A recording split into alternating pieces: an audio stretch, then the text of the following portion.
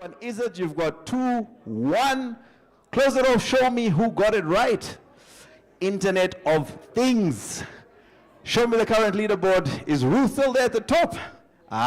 Genevieve has made her way to the top of the leaderboard. We still got 5 more questions.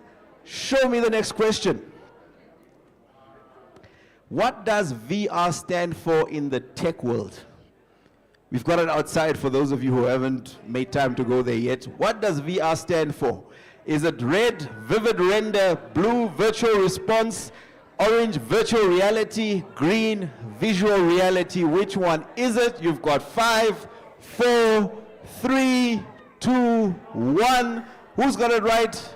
All the guys in orange is virtual reality. Show me the current leaderboard. Is Genevieve still there on top? Hey, Genevieve. Elias has come into play. Pinky is still solid there at number 3, but Pinky, you need to press a bit faster now. It's all about the speed here. Show me the next question. 7 out of 10. What is the significance of cybersecurity in digital transformation? Cybersecurity. Show me the answers. Red protects physical office spaces. Blue safeguards digital assets and data. Green removes the need for passwords. And orange slows down internet speeds. You've got 5 seconds. 3, 2, 1. Show me who got it right. Safeguards all your digital assets and your data. Who is on top now? Genevieve is still holding strong. Hey, Pinky has dropped out of the mix, eh? Genevieve, you've got a couple of questions. Hold on. Show me the next question. What does MTC's Aware packages offer? In red, only voice. Blue, only SMS. Orange, only data. Green, voice, data, and SMS. Where are my Aware subscribers? This one should be easy for you guys, man. 1, show me. These must be contract subscribers, these ones. But not to worry, we might be bringing Aware on contract soon. Genevieve is still holding strong. You say you want it. Let's see if we do give you the phone, Genevieve. All right, next question. Number 9. Which technology is essential for creating smart homes? Is it red, blockchain, blue, 3D printing, orange, Internet of Things, and green, augmented reality? Which of these is essential in creating a smart home? Not phone. You've got 2 seconds. Close it. Show me who got the right answers. It's Internet of Things. Well done. Show me who is currently leading. Genevieve. We have, how many questions do we have left? Show me the next question. Is it 10 of 10? Last question. Genevieve, if you can hold this one. If you can hold this one.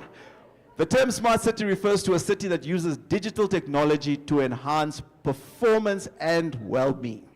Is it true or false? See how we threw a curveball there? Now it got silent. Even Genevieve looks a bit worried. Where's Pinky? Maybe this is the time for you to make a comeback, Pinky.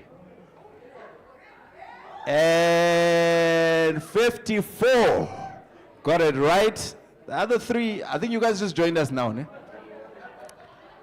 Show me the winners for this round of Cahoots and the podium. At number 3, OHS. I'm not sure who that is. OHS, where are you? All right, and number 1. Show me the 3 winners. So we've got Genevieve at number 1. Where's Elias? Elias at number 2. And OHS. Who's OHS? So Elias, Genevieve, and OHS. If you guys can make your way here to the front. You guys are welcome to give them a round of applause now. Congratulations to you. Please make your way up here so we can just get the photographers to also take a picture of you. But you see, this is now where I'm gonna add a twist. How not giving them the phones now. So, to my 3 winners, this is how I know you guys are now really going to stay till the end. Genevieve, congratulations to you. Thank you so much.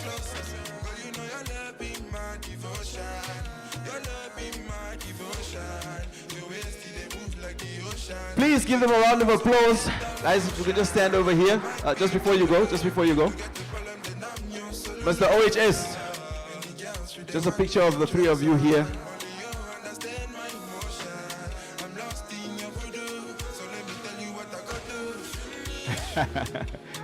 All the way to the center.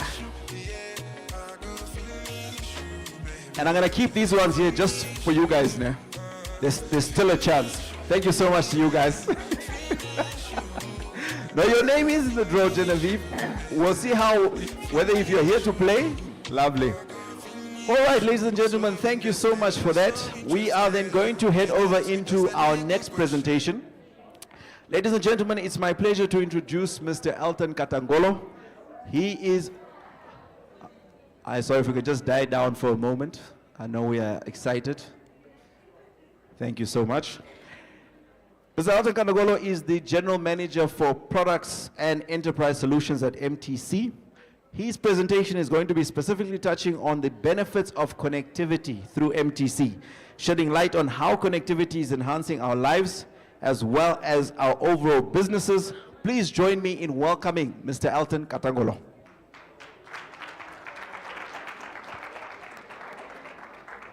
I think I'll use this one. Oh, thank you. Well,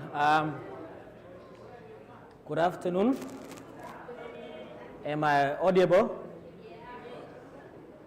It was a nice game, eh? Yeah. So I'm hoping that everybody will give attention to my presentation.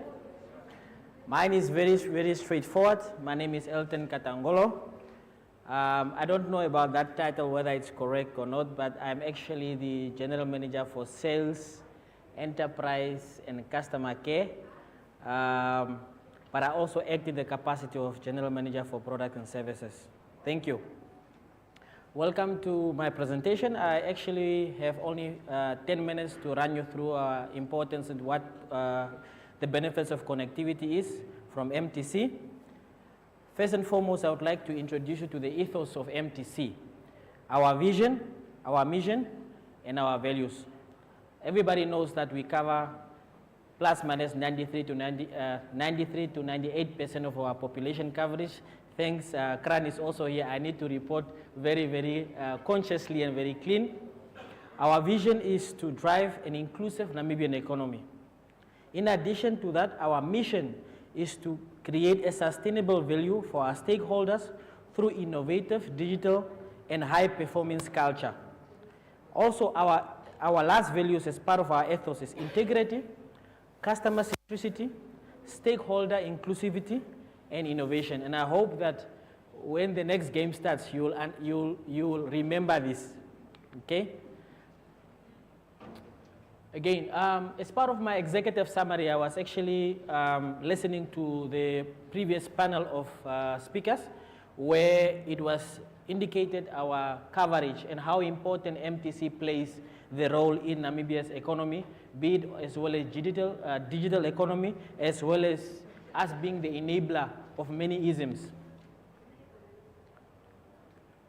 I actually have on my agenda today 4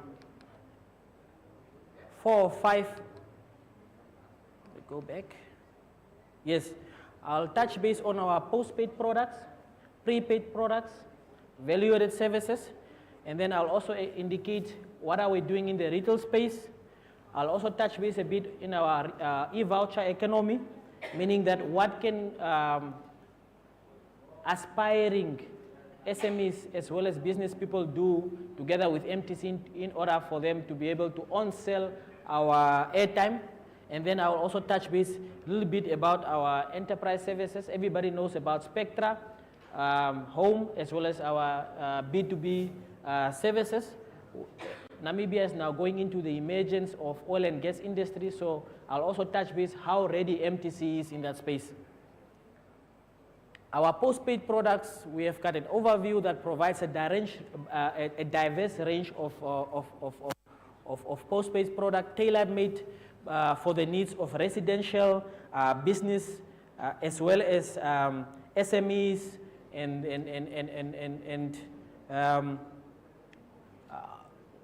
tailor-made products that gives data voice only, SMS voice only, telemetry voice only, SMS packages that are going for IoT spaces and so on. So these are the packages that we are having in terms of residential products and business products. Everybody knows about Tango. I'm sure everybody has grown up knowing MTC Tango. T49, that's where we start off. For those that remember, first starter pack used to be over 180 Namibian dollars. And as we have evolved, we have now always trimmed down our prices, make sure our costs are cost reflective. Our T49 plans are customer focused, affordable rates, which cost you 38 cents per minute for every first call you are making.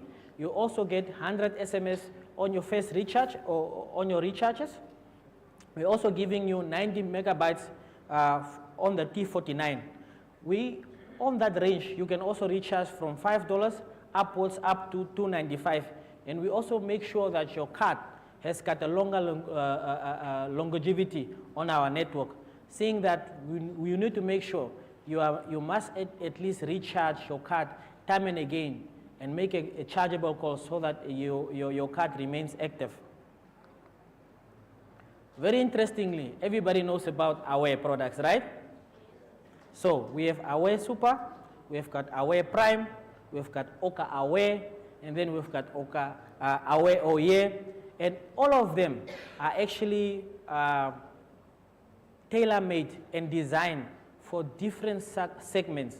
You can have it for $7, which gives you 20 minutes, 50 SMSs, 20 megabytes, and then also for those that are social media hungry, social platform hungry, there's also 20 megawatts. And then we scale it up. There is now $7 for Oka, $32 for Aware Prime, Super Aware 53. But we didn't stop there. We also went ahead to enrich our Tango product into Aware Your Voice. Now this is only for those that are voice hungry. We know that there is affordability of devices issues. So we know that we needed to create a product where people only make phone calls, okay? So there is your $15 Aware Voice, which is small. Then you have got your Aware Mini, as well as your Aware Large and 30. Now in your Aware 15, you have got 115 minutes, 150 minutes. In addition to that, we're also giving you 150 SMSs plus 201 megabytes free as part of your 7-day subscription. Now imagine when you go to 249, now that's when you have 3,000 minutes per month. I will talk about that later on. Then we also knew that in addition to that, we then decided, okay, we have those that are voice hungry because we could see in our market segmentation, a lot of people are still making voice calls. But then there are also those emerging ones that are making data calls. Those are on social media. Those are now your new Generation Zs. So we brought up Aware Your Data, which is your Aware Small, Aware Medium, Aware Large, Aware 30. And it also resonates exactly the same as the previous one, but this one is strictly for giving a bit of data, but still a bit of voice minutes, which is 30 minutes on $15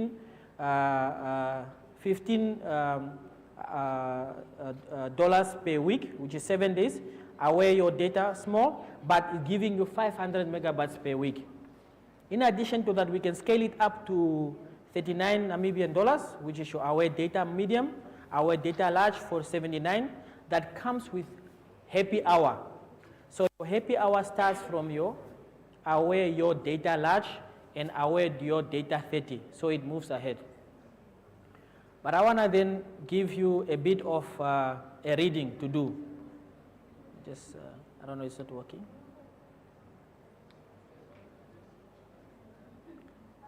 Yes. All right. What we have done now, we realize that people and our customers are forgetting to recharge. So we have then brought in what we call, my goodness, my slides are running away from me. Give me some time just to recollect. This is when I say Mr. Selector. Okay, so yes. So what we have realized in our analysis, because MTC, we have got a whole flow of data analysts, commercial analysts that deals with our user trends, customer behaviors, that then gives us insight into a product that we need to create. So we then realize that customers forget to recharge or to make a subscription when their 7-day or the 30-day journey completes. So we then say that let us do a multiple away. In addition to what you are having, you do a multiple away when you are finished or when your voice or data is depleted. Then we did an auto renewal, meaning that every cycle or every birthday of your recharge, whenever your away is due, then there's an automatic renewal, provided that you have enough revenue or money in your wallet that is there, then it automatically renews, because it gives you that comfort that by the time it's done, your money that is on your wallet cannot be eaten up. I know people has been complaining about you're eating up my data. This is one of the solutions that we have come up with, okay? But I would like to talk about more on the Aware Ultra, because this is something that then speaks to your month-to-month prepaid, which acts as your postpaid as well. So your month-to-month, which is $249, comes with your 1,500 minutes, 1,000 SMSs. You can also do your own business with this 1,000 SMSs per month. You have got 16 gig with this that comes with this. Now this can also be auto-renewed. With this, it means that in the future, MTC will come up with what we call loyalty programs. The more you use, the more you qualify for many wonderful things from MTC. You can even be surprised now that we know that you are SEM registered. We know your birthday. We can even surprise you with something to call you to say, Mr. Solomon, it's your birthday. You have been a loyal customer for the past year. Here is something for you at your nearest MTC. But with this type of products, it's an auto renewal. It's very attractive, okay? Right, everybody knows about Tamba. I don't have to talk about it. I'm sure some of you owe Tamba here, ne? Okay, so there's a huge background and context around this. During our COVID time, it was difficult for our customers to reach out to the nearest place to buy airtime, okay? So we also knew that it was also difficult for you to reach out to your loved ones during these difficult moments. So we decided to come up with a Tamba Advance, making sure you are able to reach out to your next of kin or to those that are needed to be contacted. But then this product caught on. We couldn't discontinue it because it's a needful. Child is in the hostel or somewhere in the villages. They need to make that urgent call. MTC is able to provide that algorithm to give you some sort of relief until you recharge the next time. But mind you, now that you are SEM registered, I'm sure you will always pay back because we know you now, okay? So yes, so the product evolved. We have now Tamba gifting, because where I can also give airtime transfer as part of my Tamba gifting. We have evolved into that space. We also do it Tamba transfer, where I can transfer my Tamba to my child and to my next of kin with validity periods.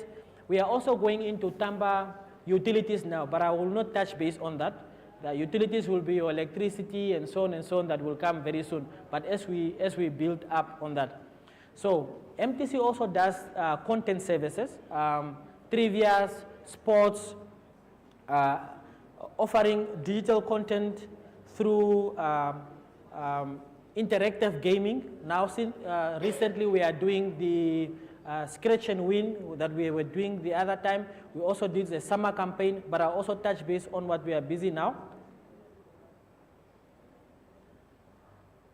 Yes, as I've indicated earlier on, Namibia is gracing itself and getting ready for what we call the new industries of oil and gas. But we see a lot of our people and our customers traveling abroad. It's sometimes difficult for our customers to then find a SIM card at their host country and so on. So we developed a partnership with our industry to come up with our eSIM.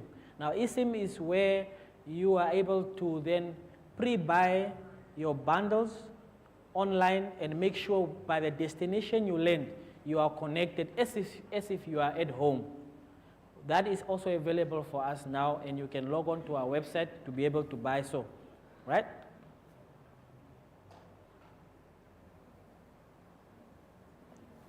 Then, of course, who doesn't know about TikTok? I'm sure some of you will put me on your TikTok today that Elton was on stage. I'm sure. So we have, MTC has introduced affordable TikTok bundles to help with customers, Generation Z, not as the bubbles, besters, to be able to have social engagement. And there's a huge community out there. The other day, I was engaging some of our developers at our HTTPS center, and the person has more than 80,000 followers. So I asked the person, what do you do with 80,000 followers? No, I put on my status whatever the person sells. So they put on their status. Everybody that can see their status follow them. Then she makes money from that. For every reel, I think she gets like a $25 or something like that. She already has an economy on that. And for those that were saying that AI and technology is there to take away the much needed employment, but I can now rest assure you that there are those that are in the social media economy, more so specifically in your TikToks or your WhatsApps and so on, that are already making money. And MTC offers various bundles, your 1-day bundles, your 7-day bundles, your 50-day bundles, and it's very easy to subscribe, and we are using our USSD channel to be able to do so. Streaming bundles, we also providing your a bit of streaming bundles. We know that sports is very active. People watch Premier League and your soapies through your multi-choice and so on. So we have streaming bundles that you can able to subscribe to, which is tailor-made for that specific product. However, it doesn't eat into your other data bundles in that. You can also buy through USSD, but also through your MTC app. Upskill Hub, and I believe that maybe Mr. Nawali Kando, who is heading up our HTTPS, will come have a conversation about this. Previously, during the speakers, they indicated that MTC's involvement does not only stop in the connectivity, but we also went above beyond our duty by making sure that we try to give our students the much needed internship program to be able to qualify. But now we also brought up Upskill Hub. It's an e-learning platform that is aimed at upskilling anyone or any young professional to bridge their skills gap or to enhance their skills in their environment, so that they are also market attainable, so that they are employable. So it's a subscription-based services. It also gives you certification. It's very easy. The payment method is through your subscription, through your airtime, and then they can also do auto renewal. There's so many skills that are there. You can do Excel, accounting, and so on. Yes, I was saying that there's a campaign going on now. Please also give attention to this. We have recharge and top up and win. We know that currently we are in a very bad situation in terms of drought. So we thought about what is it that we can give back to our consumers, but making them also more interactively involved. So is you recharge or top up, and you are also in a draw, and you are able to win food, fuel, or fodder for our farmers during this much needed time, especially during drought. So, but again, this is again available on our socials. You can look at our website. Again, yeah, this is just a repeat of what I've said. who can take part, how does it work, our daily prices. 5 participants stand a chance to win 5,000 daily in food, fodder, of fuel vouchers. There is also a monthly prize to that. 2 participants will be able to stand a chance to win 50,000 Namibian dollars that covers over 3 months and so on. And yeah, all of this is available on our website. Let me go ahead. I think my slide is here. Okay. Retail expansion. I wanted to have a conversation about this because it's a bit important. We know that we are going digital, and most of our services has to be on a click. So we have our own digital mall, my MTC app. Most of the services you can find on there, be it buying airtime, paying your account, and so forth. You will be able to find there. But we know that there is some areas in our country where we need to be able to cover the needful of providing a service. We have seen during the SEM registration time that the queues were standing. People were coming. People were coming, and I felt a bit unsettled by coming to some of our shops. Elderly are sitting in the floors. But then we did our analysis. We felt like, let us expand our footprint. Amongst them, one of the first shops that we might still open this year and the other one next year is the expansion into Katutura. Katutura, we only have 1 shop, so we're going into where our people are in Evelyn Street. So that's something that we felt is important to be able to open up another extension of MTC in Evelyn. In Evelyn Street, there's no strange to us because we serve our people. We have got dealers in there. You'll also find your KFC there. You'll also find your other bank services there. So we felt like, why is MTC not there? So we brought services there. The other ones is that it will remain a surprise because we might have to open up another shop this part of the country in the north.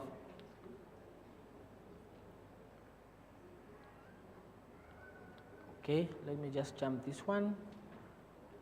Then importantly, I have to put down my cursor for this.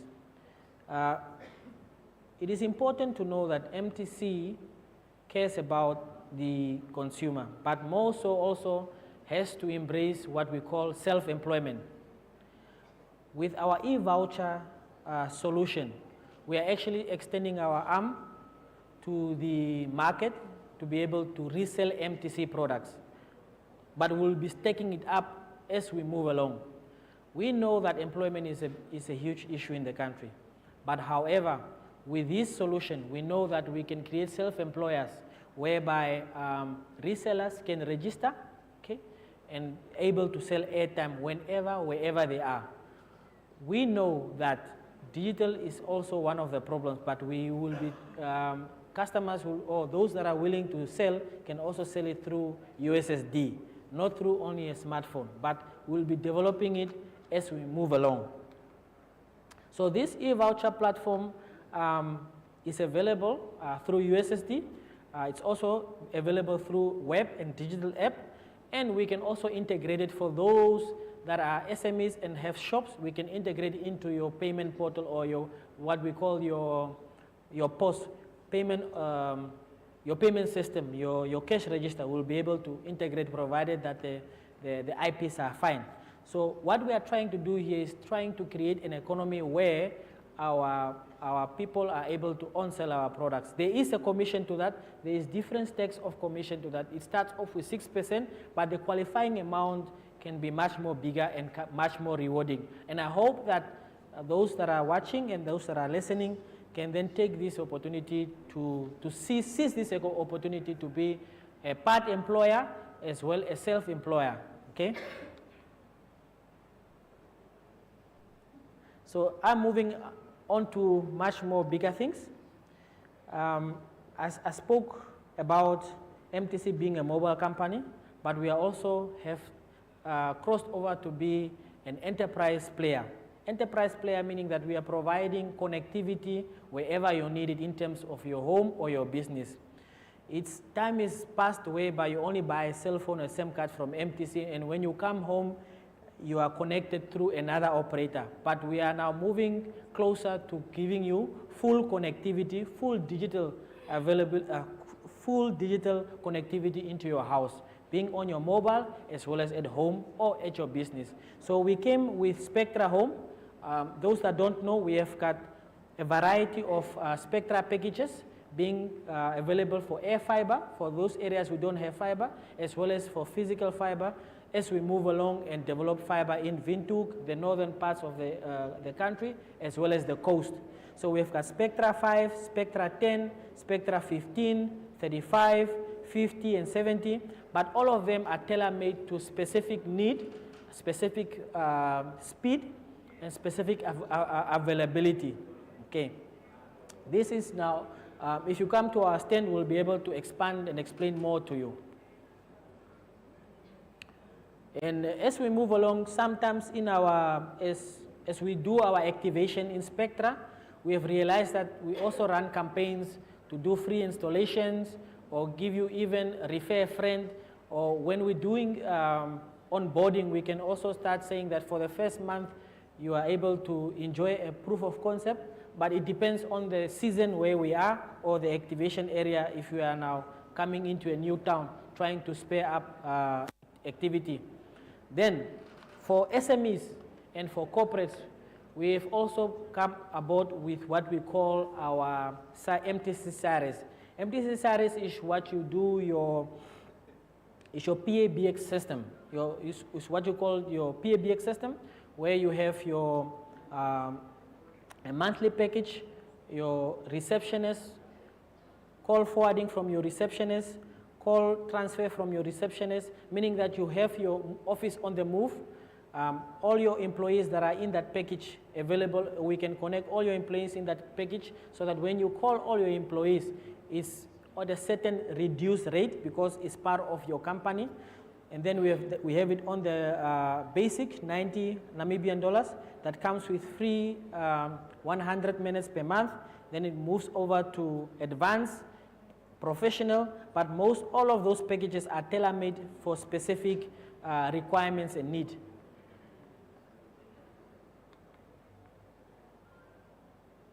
Yes, in the enterprise space, we do, of course, I said earlier on, we have got Spectra Home, we have got MPLS VPN services that we can give to corporates, large corporates and banks.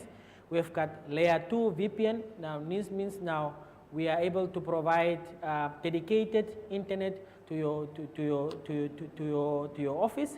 IP transit, we are blessed with what we call the West Africa Cable connection system that is landing in Swakopmund, where we are able to take our traffic out of Namibia, bringing traffic. We are also able to give traffic, internet traffic to landlocked countries being Botswana, Zambia, Zimbabwe, as well as a part of DRC through our rich terrestrial network that we have built up in the country. We also have visit services for farmers, tourism industry, and so on. Again, I wanted to have a conversation about our socials. Very importantly, Dr. Monica Nehemia indicated that our rollout ambition was to cover as much as possible in the country, our network coverage. So I want to have a conversation about our connectivity to schools as well as to the hospitals, seeing that we are talking about the digital reach in the social space. Currently now, we're covering close to 87.4% of all schools with 4G in the country. That is a resounding success of what MTC has brought to the country in terms of connectivity. It means that we, in terms of the UN conventions, we meet the minimum and surpass the connectivity threshold of what a healthy connection meaning that we are able to give at least more than 512 Mbps up to 1029, which is a megabyte and above to a certain school. So across the country, wherever we have connection, base station. We did our analysis that mostly wherever we have brought a connection, we have given it to a school as well as to a clinic or to a settlement. And that then constituted to us saying that out of the 1,851 schools, 87 and above schools nationwide are at least covered by 4G. If I have to cascade it down to indicate 3G and 2G, I can rightfully say that at least we can go up to 90 and above, 95% and above, that we have covered some of the schools in our country. So this means that we are able to provide connected schools, giving e-learning, and that is an opportunity for developers to be able to say that we can partner with MTC to do something in terms of education. The next one is as well as out of 710 health facilities around the country. Of course, we are connecting 67% of them, but it is a work in progress in terms of 4G. As we move along into the new financial year, I believe that this picture will speak differently, but I can tell you that this is far much more better than what the other African countries are able to provide. I can rest assure you that we are able to provide connectivity to our health facilities. The app that was been spoken about by our doctor here is able to then provide the needed services to our people. And this brings me down to, I hope everybody listened. This brings me down to the closure of my presentation in a nutshell. Thank you very much. Please give Mr. Kapengolo another round of applause.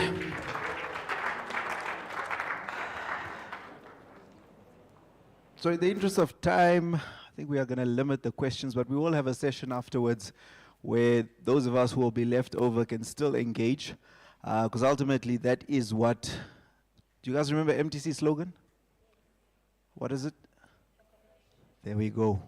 And I hope through Elton's presentation, you guys were able to see that we are not just a mobile telecommunications company. We've fully digitalized to the point that we have understood that we are in almost every single sector.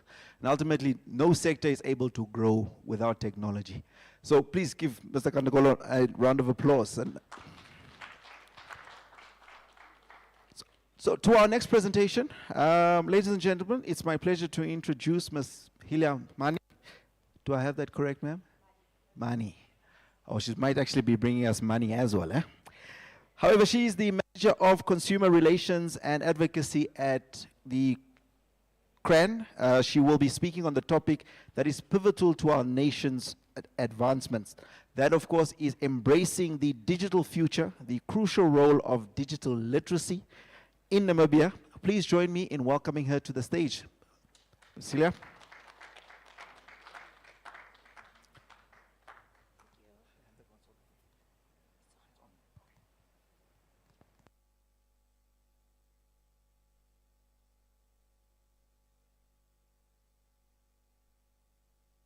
Usual, as I'm having a cough, but I'm committed to deliver my presentation to you guys as I've prepared it. Thank you for understanding. So my topic today is embracing the digital future, which is a very crucial role of digital literacy in Namibia. So I'm excited to be here today. Because we are going to speak about a very important topic that is already a part of our daily lives, which is digital literacy. We use the internet to search for information.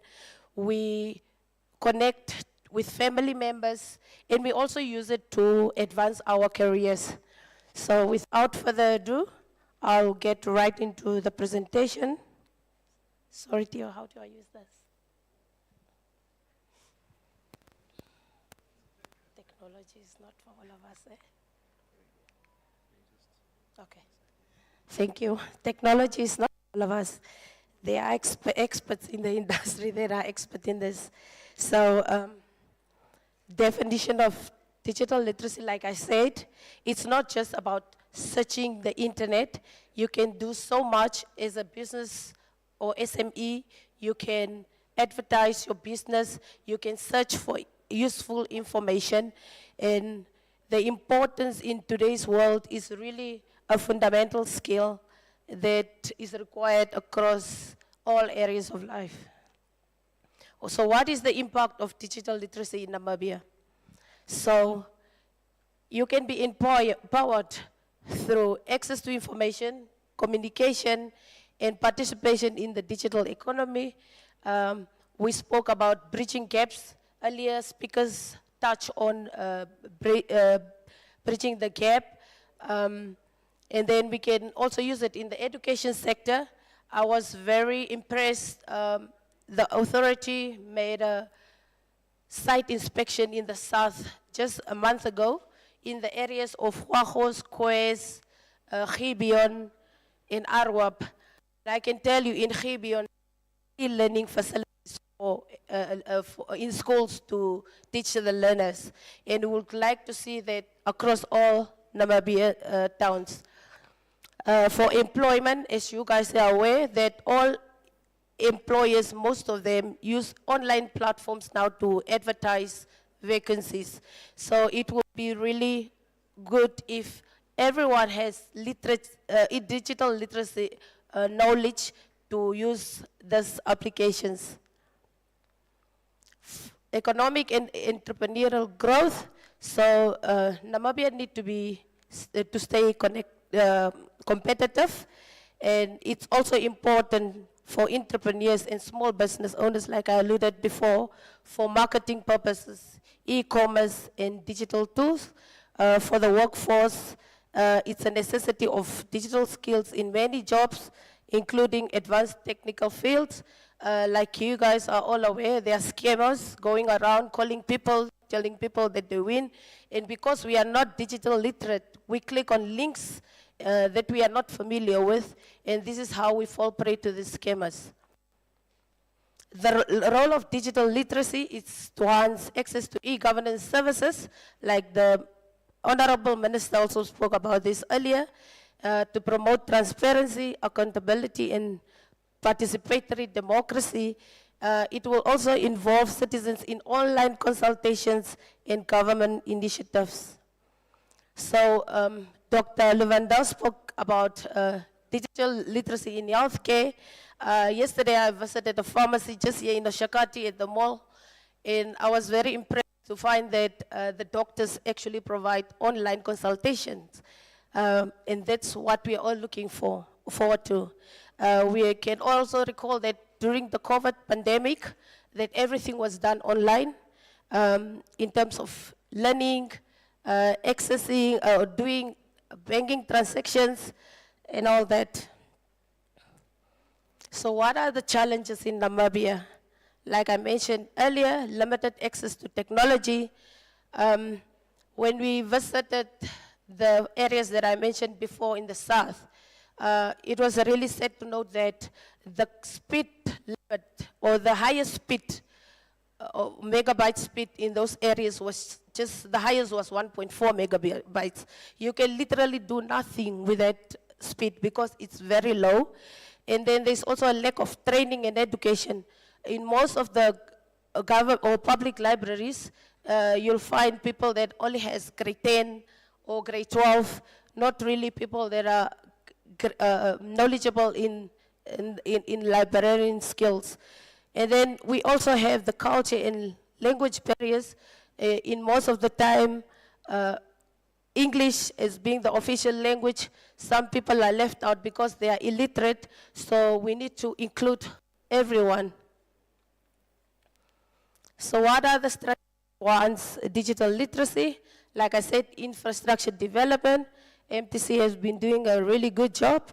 By this, we will be expanding affordable and reliable internet access, especially in rural areas, and also the role of public-private partnerships. So it's really a call to all the stakeholders, industry players, government, private partnerships, to really work hand in hand to make this a success. Education integration, like I mentioned before, we would like to make use of e-learning services across the country, and then also support vulnerable groups in terms of in terms of using digital devices, which are computers, smartphones, and tablets. We need to teach them how to navigate the internet or using a software application, engaging on social media platforms, and also just to be ethical and responsible when we use these digital tools. So tailored programs, we need to come up with tailored programs for all the adults and people with disabilities, and also addressing gender inequalities in digital access and literacy. I've also touched on this already. It's really just a call to all stakeholders to collaborate, involving the government, private sector, civil society, and international partners by pooling resources and sharing expertise for comprehensive digital literacy programs. In conclusion, digital literacy is essential for Namibia's economic growth, governance, healthcare, and overall development. As a regulator, we are committed and dedicated to promoting digital literacy and bridging the digital divide. And we are also encouraging everyone to embrace the digital future for the inclusion of the digital society. Before I close off, I just want to play a short video that will really just sum up the presentation on the importance of digital literacy.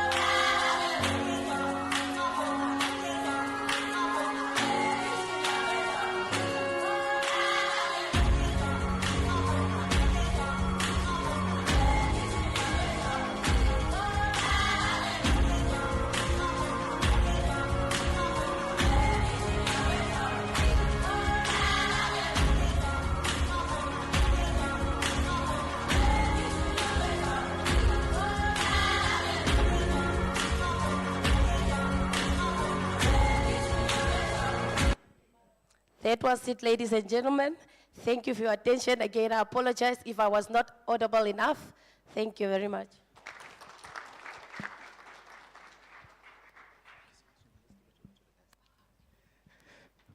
Please give Ms. Mani another round of applause. Thank you so much for that insightful presentation. I mean, I think at the end of the day, we understand the importance of digital literacy, and that's to ensure where we are headed to now. If you're not embracing technology, at the end of the day, you will be left behind. Thank you so much, Ms. Mani, for that. So just before I call up the next presenter, just to let you know that these three here, after he presents, then I'm going to give those away. This is just to make sure you guys don't go anywhere. Eh? At the same time, also, as we speak on digital literacy, at the end of our proceedings here, we've got some NUS students who are going to do a demonstration for us. This demonstration is in line with hacking.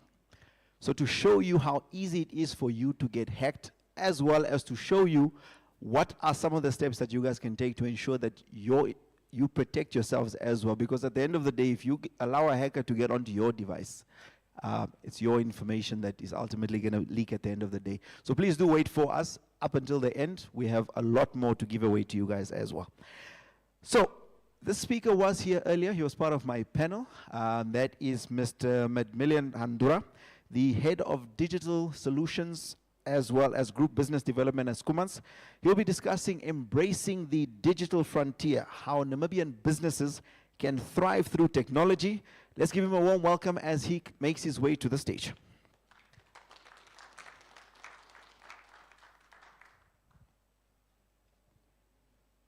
Thank you so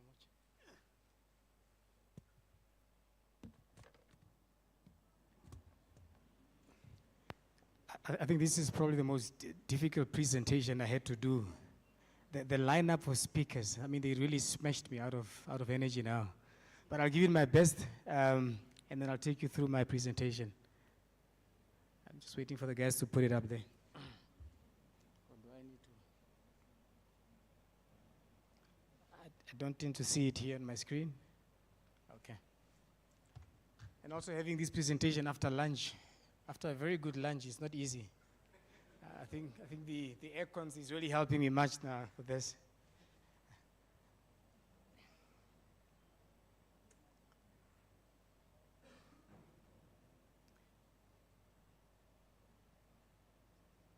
There you go. Yeah, I think my focus is I'll be very brief and very practical. I think today a lot of us have a lot of information, a lot of terminologies, a lot of technologies, a lot of abbreviations and so on and so forth. But I think the detail is in what do you do with all the stuff that we have picked up today? How do you take that as a toolbox, as a business owner, as a student, as an entrepreneur, as government, as police? How do you basically take some of these technologies and apply it practically to the environment in which you basically operate? So my focus today is really to be brief and show you exactly what are some of the things that we can do with all this technology that was said earlier in the presentation. Now, just to give you context in terms of what the state of digital frontier, what it really means in simple terms, it's a growth of something very new and dynamic, yeah?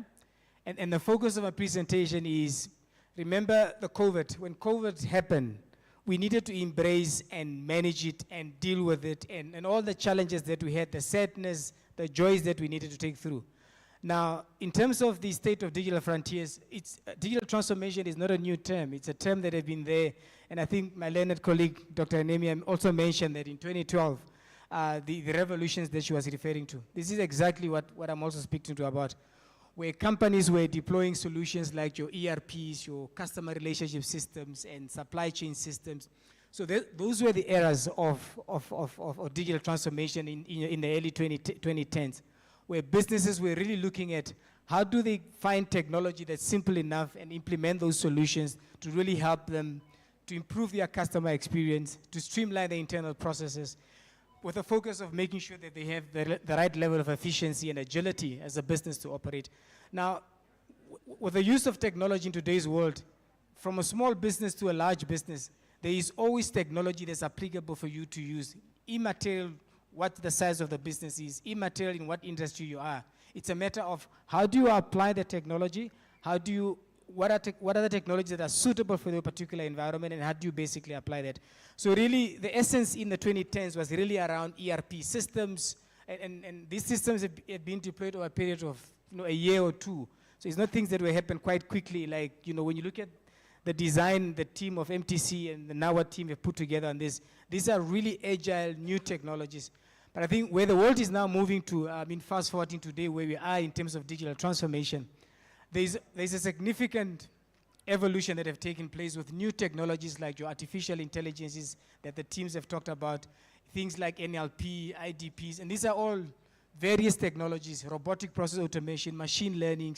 So these are now the new technologies that are really now trying to harness the issue around processing information and data for the purpose of learning, adopting, and transforming. Now the new technologies are really removing the silos. You've seen in corporate environments, you've got various systems in different companies. Now with the new technologies, these new technologies are really breaking down those silos, and you can actually implement these technologies fairly quickly and fairly seamlessly in the environment going forward. And that pose a very big challenge for the legacy systems that are actually there. Now, we have the idea, where do you start with all these technologies? And I think just to give you a small 6-point steps in terms of what you can do when you look at the deployment of these solutions or executing these solutions, you need to first identify what are those pain areas in your business or areas that are challenging in your business or that are bottlenecks or that are hindering your operations of your business. So you need to first identify those pain areas. After you have identified those pain areas, you then prioritize things that you could do quickly and cheaply, meaning where you could leverage your existing technologies, where you don't have to buy in new technologies or extend yourself from a budgetary perspective. So identify those quick wins, gain the necessary support within your teams in the business or your stakeholders in terms of the adoption of that particular technology. You then also focus on embracing expertise. Now, we have a challenge that Prof was mentioning. A lot of companies are using foreign expertise to do this. The reality on the ground is that we don't have all the skills. So I think what is important for us to do is to blend the global expertise plus the local expertise and make sure that we transform and leverage their expertise to use them locally in our country. So that's another thing. So, but we need to embrace this. I mean, I've been to countries like Singapore. When Singapore was started, Singapore is a country as size as big as from driving from Windhoek up to Okahanja. It's a very, very small country. Singapore have actually opened up their borders about 30, 40 years ago to bring in expatriates in that country. And they've used that strategy to use expatriates to actually develop their economy. And I think those are some of the examples that we can do. But I think in our case, we can actually, blend those skills with foreign skills as well. Very important. Start small, scale smart. So it's no need to do a much big bang approach about everything. Take a small step. Once you get the success out of those small steps, you can then start scaling that particular opportunity or the particular solution that you're looking at. And then number 5 is to leverage data. When Katangolo was speaking here, he was talking about data analyst. And I think he made it sound very, very sophisticated. But what it really means is that if you are in a business and you have customers, try to understand the needs of your customers better. Their buying patterns, how do they buy? How much money do they spend, when and how? And within that, you can use the data that you get there to actually make better decisions as a business. Yeah? Lastly, learning never stops. Okay? So you need to embrace continuous learning. Set up centers of excellences internally in your business. Make sure that your staff gets trained appropriately on the new technologies. So these are some of the basic practical stuff that you can do in terms of helping you to embrace these technologies that we have been speaking about the entire morning. Now, what is it that we can do as Namibian companies in terms of leveraging these new technologies? Number 1, you can't be in business if you don't have a customer. Am I right? I know it's after lunch. Yeah?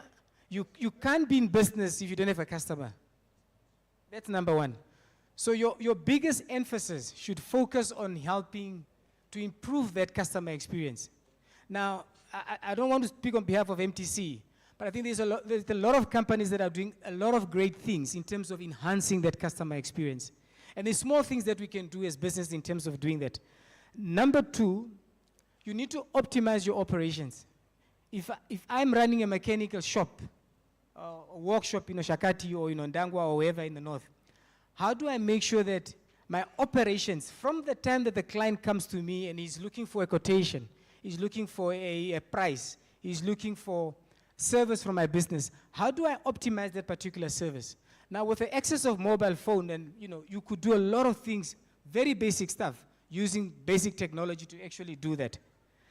Number 3, data-driven decisions. We should be able to really learn to use the data that we have as organizations to make better decisions.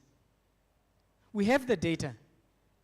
So we just need to sort of spend a bit of time if you have the capacity, but there's a lot of free online tools that you can actually use as a small business to help you make your decisions.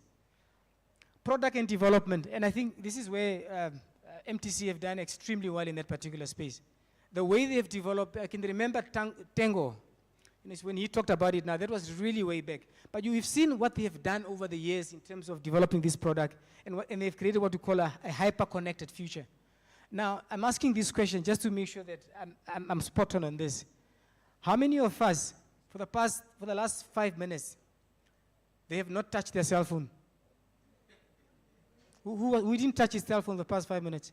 What were you doing? Sorry? You were listening. Okay. So this is what happened. Because of the product development, the cell phones have become such a, what do you call it? It's one of those tools that you can't do without. If you leave your cell phone at home, some of us drive back because, we don't have a password on on our phones. You know, it have really become part of our lives and, in terms of that. So that's, I think, where MTC have done very, very well in terms of product development. And obviously, once you do all these factors correctly as a business, it really touches your bottom line. When you look at MTC in terms of the revenues they're generating and other telecom companies, it's really, when you do all these things correctly, they eventually touch your bottom line. Now this applies to even to a small business, even to a guy who's running a garage. If you apply this basic concept correctly, these things will eventually touch your bottom line. So this is really, you know, some of the things that we can do practically as a company in terms of that. Now, I'll quickly speak about the company I work for, just to give you an idea. This company started in the 1960s. Schoemans was started in 1960. I think to date is about 65 years old. Okay? Now, this is the company that have brought in some of the first electronic calculators in Africa. It's a Namibian business. This business have evolved and also got involved in doing other stuff. So they've been really a pioneering business in terms of pioneering new solutions. And eventually you could see where we are now at the end there, where we've got your Schoemans digital solution. The future is digital. So as a company, Schoemans, we've made a deliberate decision to actually change our business towards moving to a digital solution. And because we know the future is digital, and you need to make the change right now. And you've heard about the Nokia story. We are in the printing business where we provide photocopier machines and, you know, where you can do the ID copies and all sort of stuff. But as a business, we are very cognizant that the future is in digital. And hence we have made the decision now to actually transition our business slowly towards the digital era. So this is just sort of an example of where we come from as a company, from the 1960s and up to 2024, or 2022, where we've then actually created a digital business, and now we are moving forward going there. So all the issues that you have heard today from all our speakers, it's not a hype that we are creating. It's not nice things it's not a story or trying to brag about it. The reality is, digital is here to stay today, tomorrow, and beyond tomorrow. So what we need to do, my word of advice is that we just need to basically adapt to these particular changes, make sure we repurpose ourselves for the changes that needs to come, for us to embrace those changes in technology, and then we need to focus on reskilling, because learning never stops. So we need to reskill ourselves as a businesses and individuals to be able to take opportunity of those. So with these few words, I'll come to the end of my presentation. Thank you so much, and thank you for the revolution.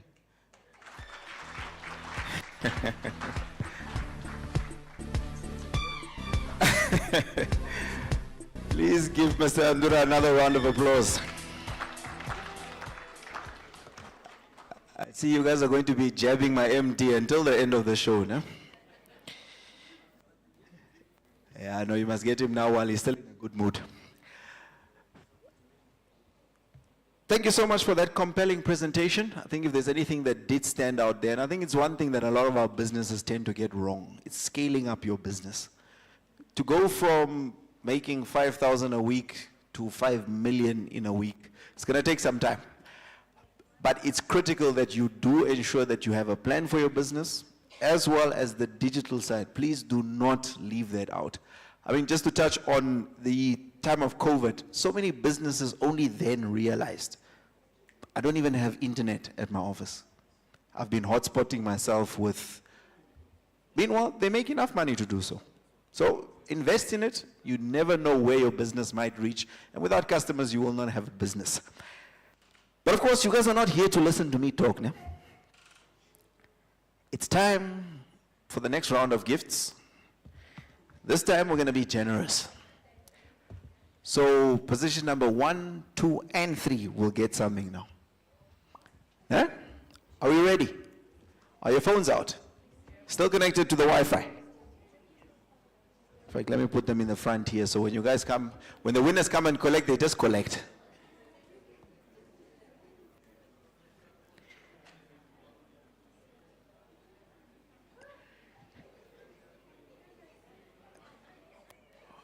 Okay, let us get the game started. As the previous games, we will have 10 questions. Take your smartphones out. Now, the winner here at number 1, together with the winners in the other games, you will then go into our final draw. Please start the game. Are we all ready?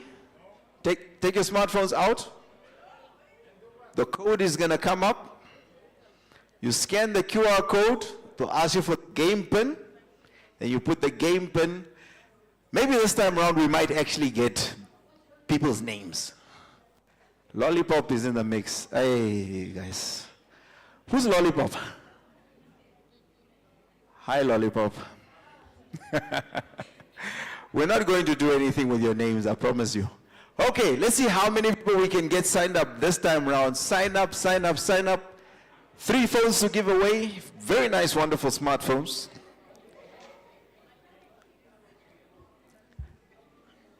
We have 42, 43, 44.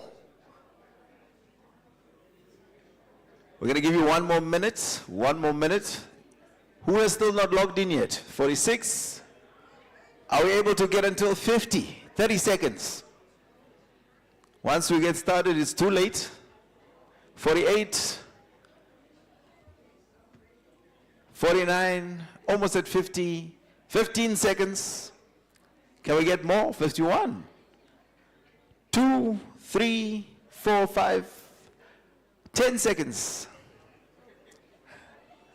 5, 4, 3, 2, 1.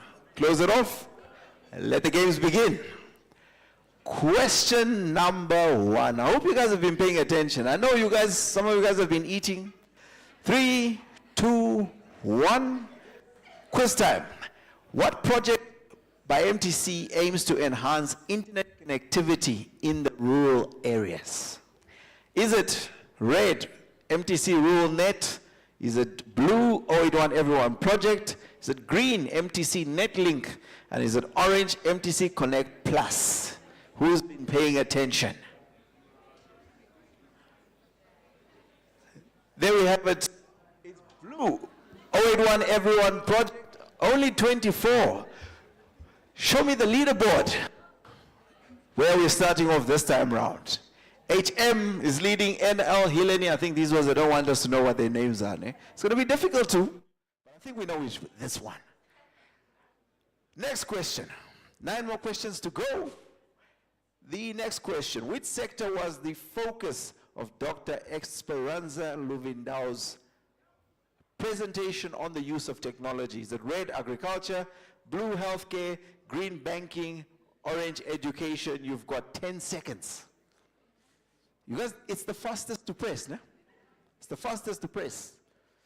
3, 2, 1, close it up. 55 got it right. Ish, the other ones were not paying attention.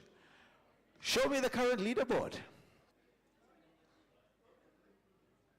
HM is still leading ahead. NL and Helene at number 3. Next question. What is the key benefit of integrating robotic process automation? RPA. Is it red, streamline repetitive tasks, allowing them to focus on higher value work? Orange, limits the scope of business operations. Is it blue, replaces all human labor with robots? Or green, requires the manual configuration for each process? 1, close it off. 34 have it right. I think some of you guys are just guessing. Show me the current leaderboard. Where are we now? NL has taken ahead. Welcome Sharon and hello Lee. Next question. What was the primary focus of the case study presented by Huawei's Michael Zhang? Yeah, you guys thought MTC presentations, eh? The development of social media platforms in red, blue, successful digital transformation projects in Namibia, green, the importance of coding in schools, and lastly, cybersecurity threats and solutions in orange. Close it off. Ooh, hey, 40. You guys were listening. Wonderful. Show me the current leaderboard. Mr. Majid. NL is still leading. Where is NL? Oh, now you don't want to show us who you are. All right, next question. What is the main purpose of the NUST and MTC partnership? This one you must have been focusing deep. Is it red to enhance traditional job training, blue to develop impactful digital transformation projects, green to reduce the use of mobile phones, or orange to create new office spaces in rural areas? Who's been paying attention?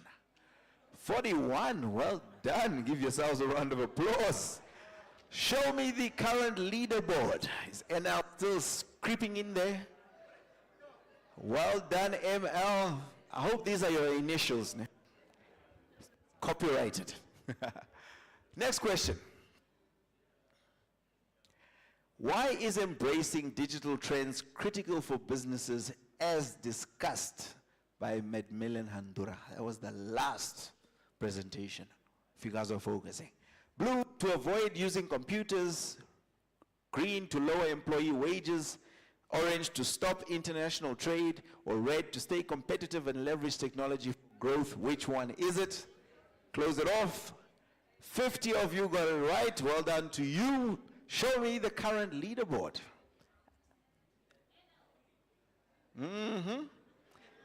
Schizo, welcome to the top 3.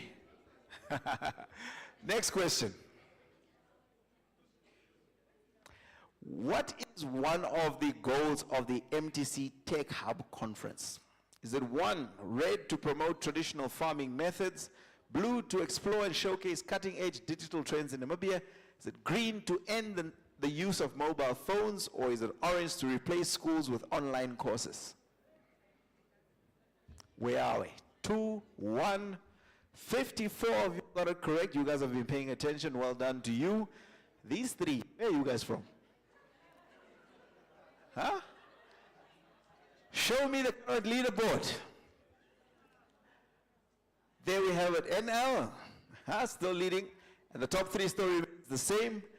Question number 8. We've got 3 more questions. 3 more questions. What does the term digital refer to? Is it red, technology and computers, blue, books and paper, green, cooking, orange, nature? Here, you surely cannot get it wrong. 5, 4, 3, 2.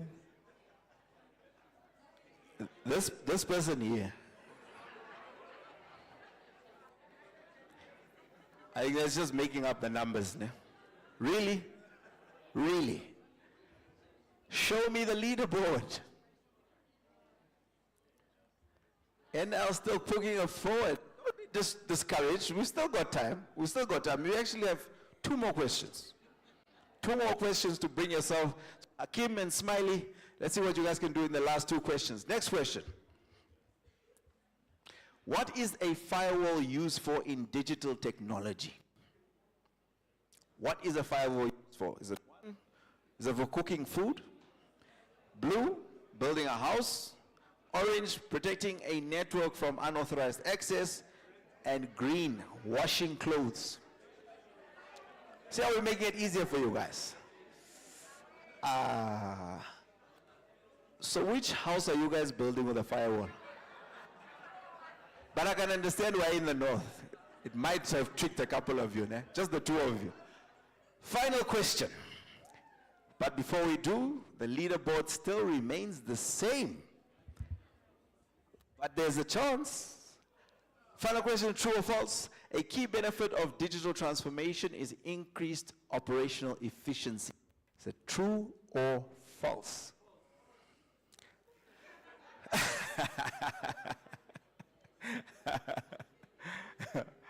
Well, you've got 5 seconds to go. 5 seconds, and we will show you who our winners are. 1. Seriously, you guys just all went with false. Shame. Mr. Majid, please show me who our top 3 are. So we have at number 3, Hakim. Well done, sir. MTC. So who's MTC? Are you MTC? We need to, and NL. I think I saw it. Where's NL? So who's NL? NL forgot themselves. Who is NL? So we've had a ghost playing this whole time. Who is NL? We need to first figure out who NL is. All right, then we're gonna. Oh, is this? You see, when they don't listen to instructions, we're gonna scrap him out. So, Tuli, please check for us who the next MTC is here. Who's MTC? Please give him a round of applause as he makes his way. But do you work for MTC? You want to? All right. Unfortunately, we didn't come with HR. But as we say, we are a digital company that is growing. So to replace NL, we've got Mr. MTC. This is yours. Wonderful. He's got his confirmation here. No, please wait for me here. Please wait for me here. Then we've got Hakim. Where is Hakim? Bring your phone with you now, so you can just confirm. Please give him a round of applause, guys. Oh, it was a fair competition. Mr. Hakim, let me just see your confirmation. There we go. Congratulations to you. Please stand on this side here for me. And then we will have Lee. Who's Lee? Well done, Mr. Lee. Yeah, Mr. Lee was definitely paying attention with those questions earlier, no? Congratulations to you, sir. Please stand over on this side, just for the photographer to take a picture.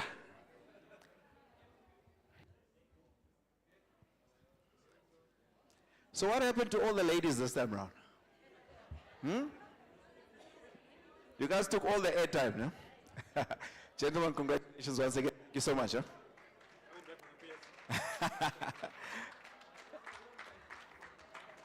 Wonderful. All right. To get us through the final section of our program, let me just call back Mr. John Ekongo. He will then just outline to us what is next. And yes, the PlayStation is not gone yet. It still is here. So you guys are going to want to stick around for that. John?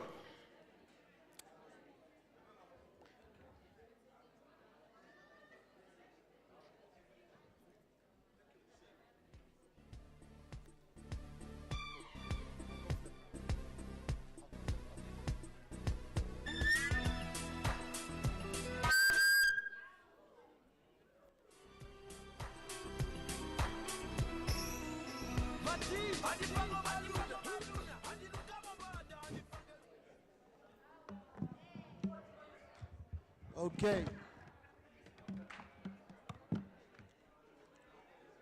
Ladies and gentlemen, all right, so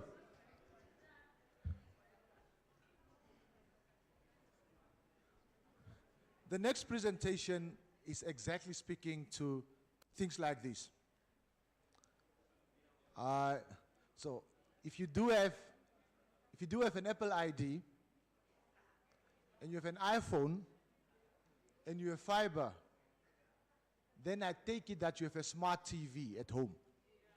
The only thing that a smart TV does not have is an Apple TV device, which goes with a subscription of your iPhone. In fact, a lot of us have phones and we're not utilizing them completely fully. So if you do want to win this, you have no choice but you have to stay here until we are finishing.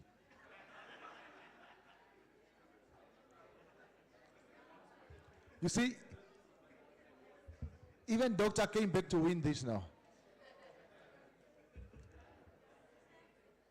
But I'm also just showing, and this is just one of three.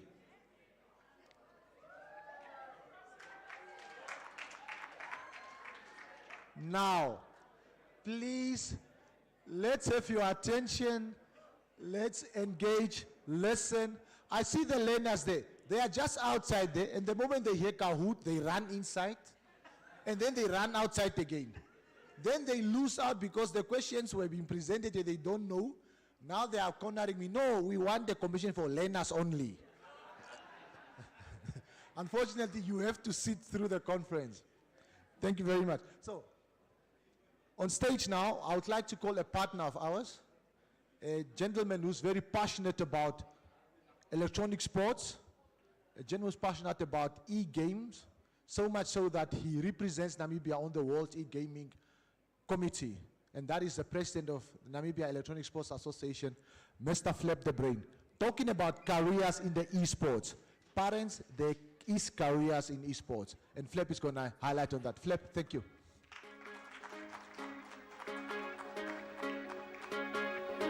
Captain.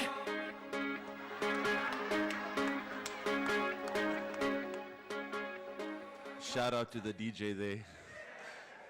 Well picked song, sir. So yes, let me.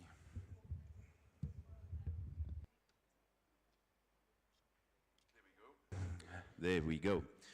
So yes, thank you, esteemed guest, partners, everybody else. I greatly appreciate the opportunity to speak here today at this amazing conference.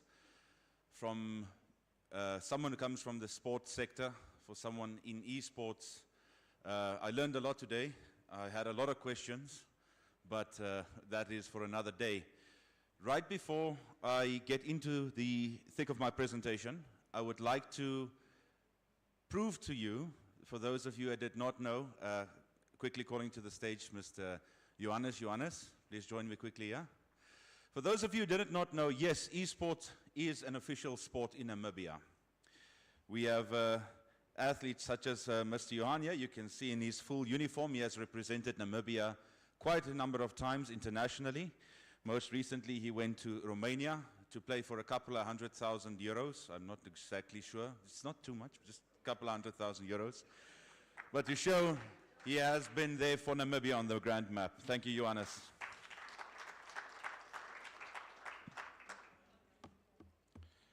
It's my turn with the remote. There we go.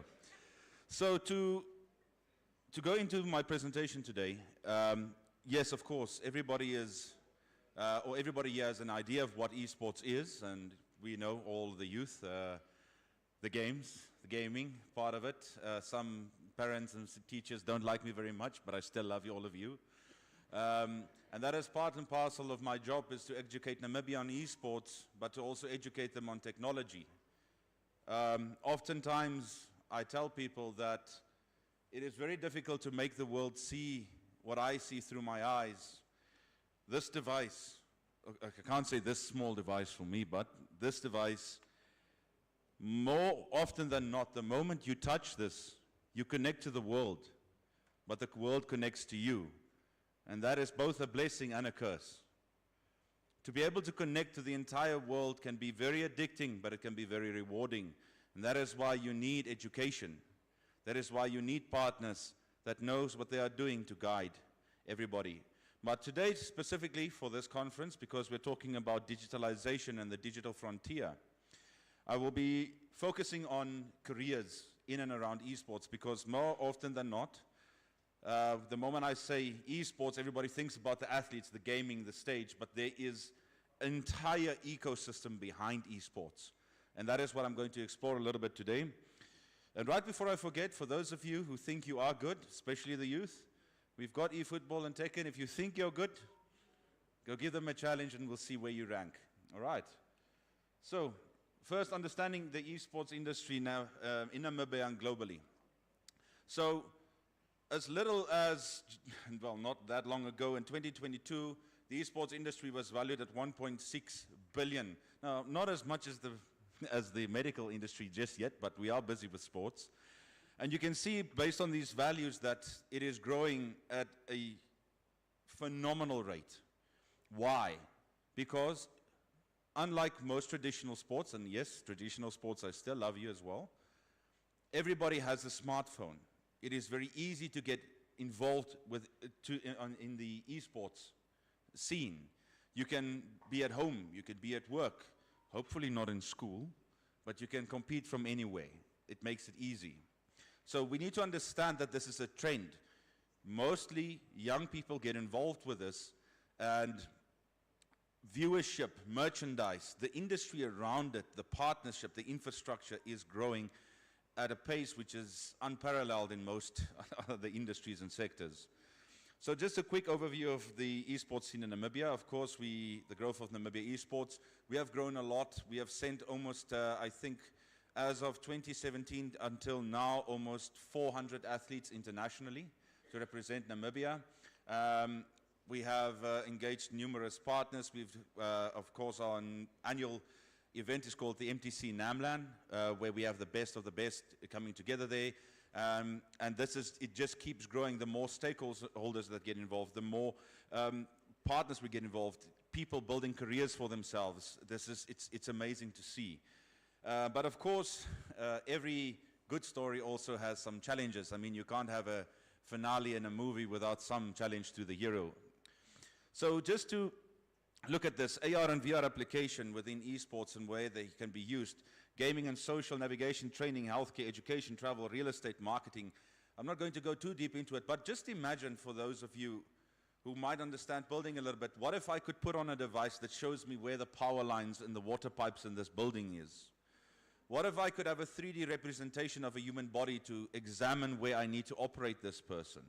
What if I could put on a device and walk through my house before it is built? Or for government, if you could walk through the building before it's built, just to ensure that there's enough space for the fridge and the door, you know, instruction. We've seen that before in offices. These are just a few of many, many examples of what digitalization, technology brings.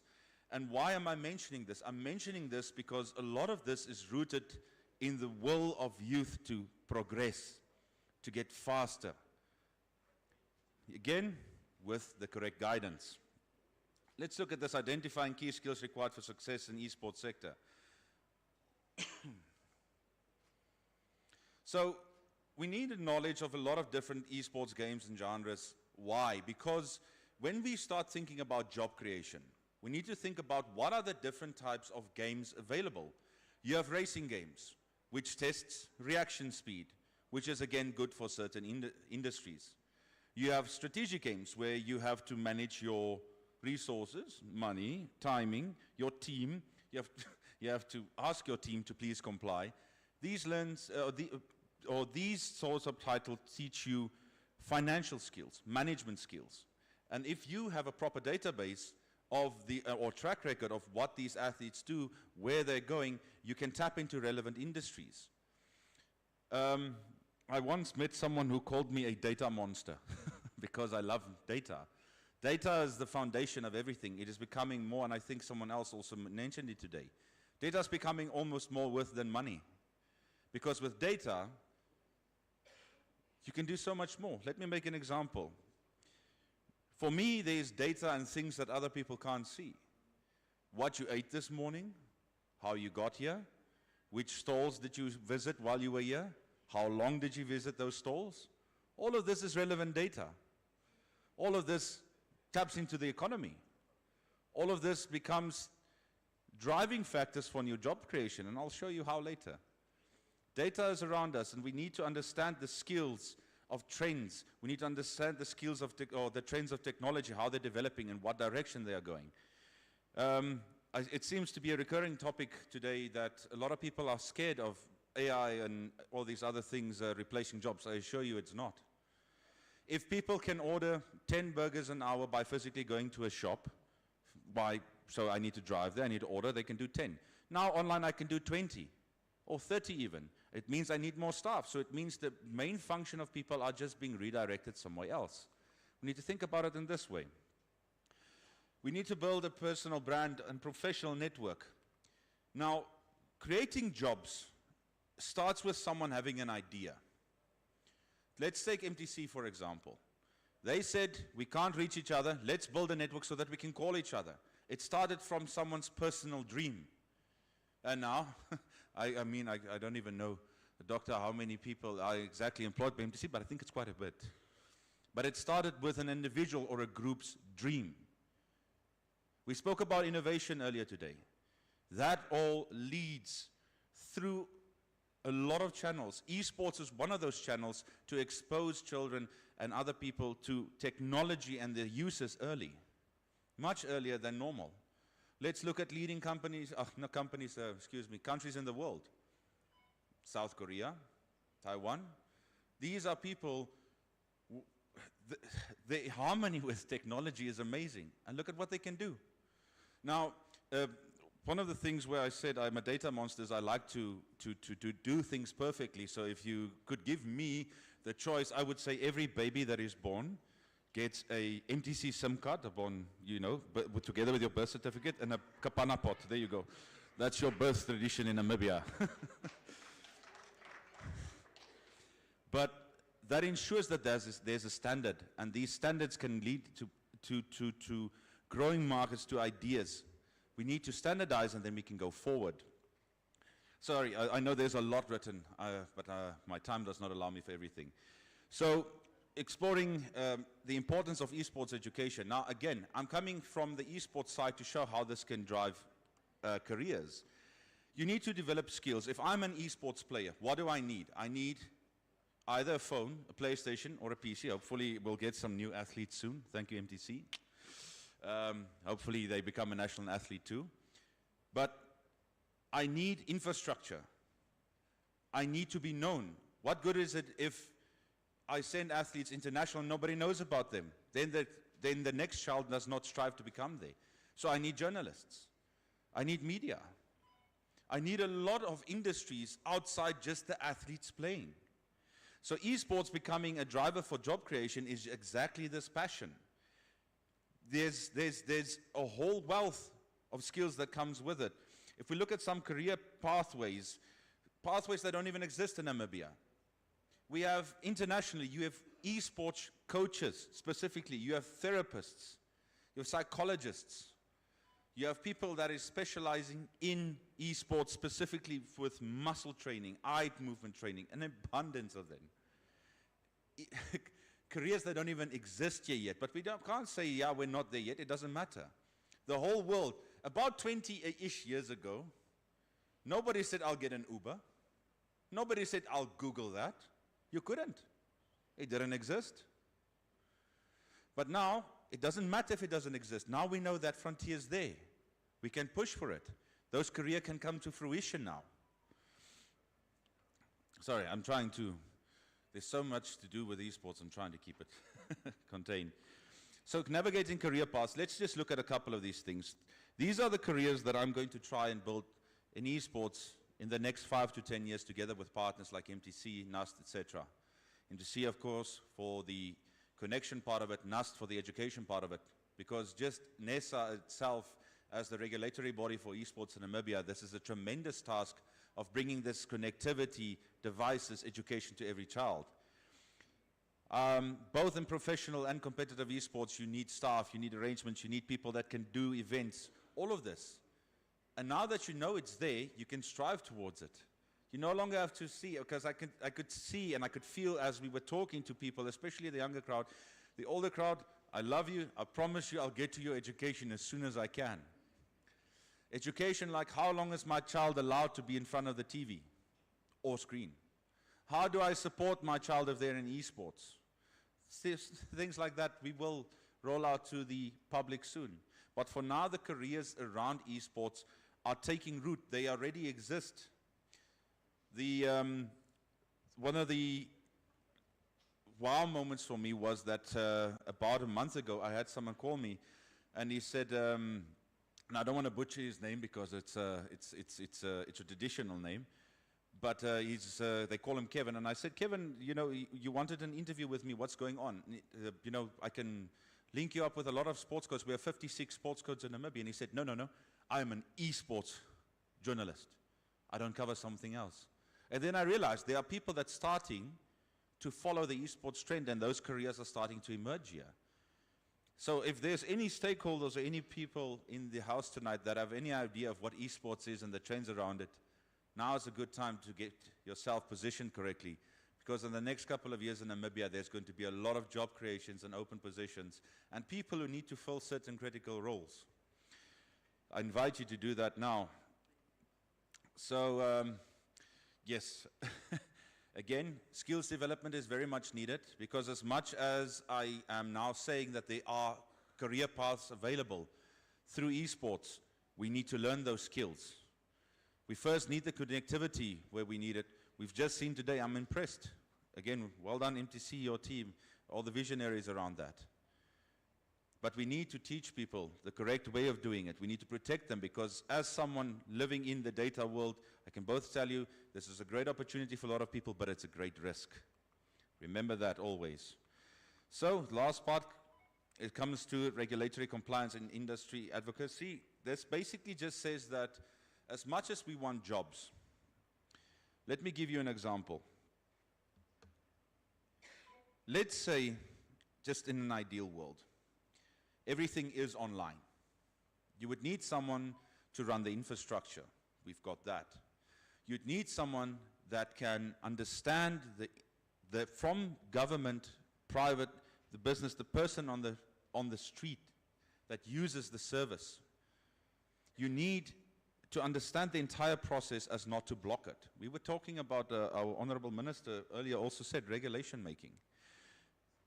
But in terms of understanding this and creating jobs, data is an immense problem. Let's say, for example, we've got a system that tracks all the schools in Namibia. That would be a nice thing. The schools don't have to take out a penny. The government develops it and all the schools are linked to it. Great. What happens if that data is linked of all those children and their addresses?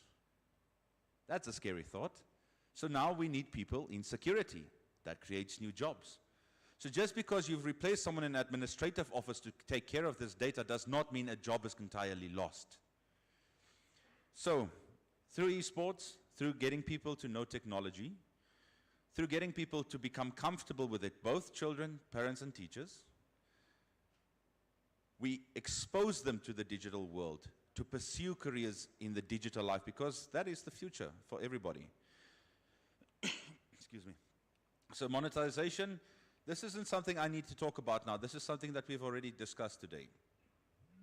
So all I'm going to say is, in terms of what esports is and the careers that are around them, is what we make of it. There has been, the last example I want to leave you with. Taiwan, I was invited there to visit a group called the Flash Wolves. I was like, okay, great. What did they do? That was an esports team. What they did is they entered competitions, they won, and then they bought an hotel. Just a small hotel first. And using the income from the hotel, they trained more players, they hired a PR team, and they entered more. And they bought another hotel. And so every time they won, they acquired more real estate. And I think today that team that started off as 5 esports players, I think the last time I checked, they employ about 820 people. That's one team. That's one proper esports team. And the biggest power of esports is its manifestation in the digital market. It's easy to broadcast, it's easy to see. But there's a lot going on behind the scenes. So today, partners, stakeholders, MTC, we have a big road ahead of us. There's a lot of jobs to be created. I can tell you that we'll pledge from esports side to do our best to bring everybody to the table, to give them a head start in life, to be able to touch a device with the proper guidance as soon as possible. Thank you for listening, and I hope we have a fruitful future together.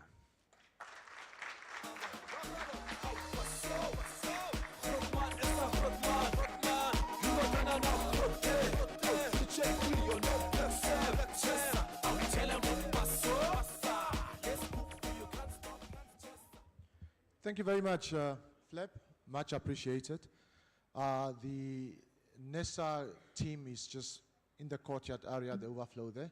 So if you'd like to have a challenge, please take them on. Ladies and gentlemen, I know that you guys are by now tired. And again, we understand that the excitement got hold of us. It's the first time.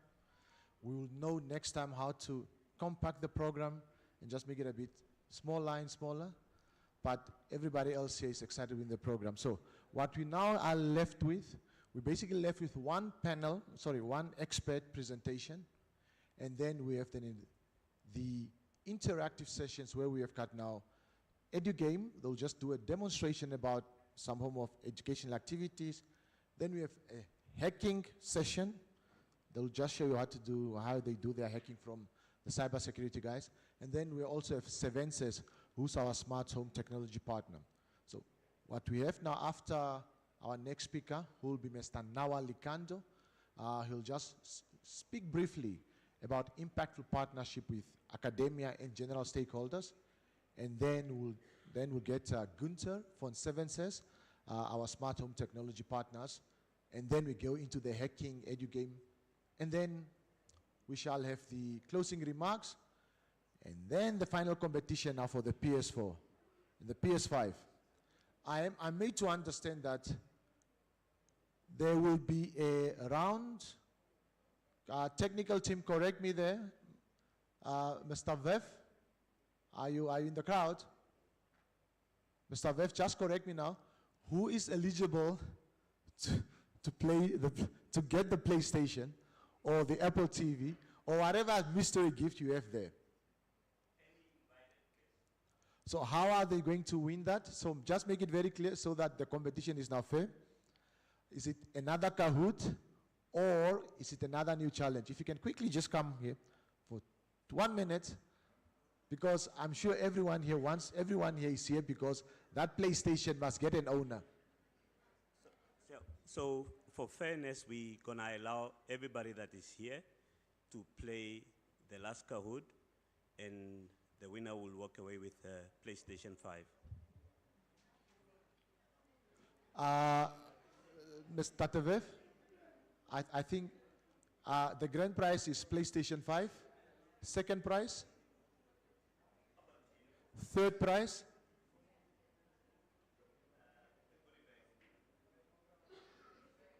You can do much better than that. Maybe get a phone, just another Itzel. Is that okay? Do we agree? Okay, now ladies and gentlemen, the last Kahoot, it means now that everybody is fairly in the competition. Everybody except the colleagues from yeah. Colleagues affiliates from MTC, please do not. So the last Kahoot, colleagues, the last Kahoot game means PlayStation, the grand prize, an Apple TV device, second prize, and a device, and an Itzel device, Android device, the third prize, plus additional goodie bag to each and every one. Are we happy with that now? Is that something that you guys, so you guys can already start practicing and be ready? All right. Thank you very much. Mr. Nawalikanto.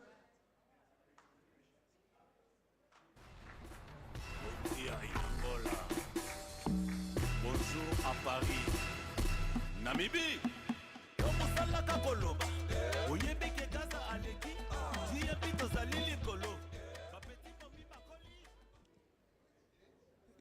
Good afternoon, everyone. Can you hear me in the back? All right.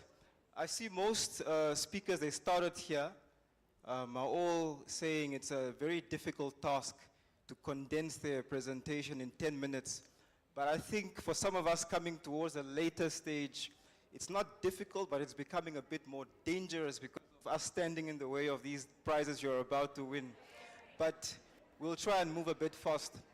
So my name is Nawali Kando, and I'm responsible for digital transformation, innovation, and smart partnerships at MTC. I'd like to start with one very simple question. You've heard a lot of very fancy words, Internet of Things, 5G, cybersecurity, a lot of very fancy words. It can be a bit intimidating, but my question is, to implement all of these things, can you do it alone? Yes or no? No, you can't. So, which brings me to my presentation around partnerships. From a UN perspective, a global perspective, there are 17 goals aimed at addressing global and sustainable development. The last of those goals, goal number 17, being partnerships. And that is a means of implementation. So in order for us to realize our digital dreams, we need a means of implementation. And that means of implementation will help us to create value, it will help us to capture value, it will also help us to deliver value. My presentation is going to go around an overview in terms of what we as MTC have done to establish foundations to drive partnerships. Looking at the emerging trends, that has been addressed already, so I'll run through it very briefly.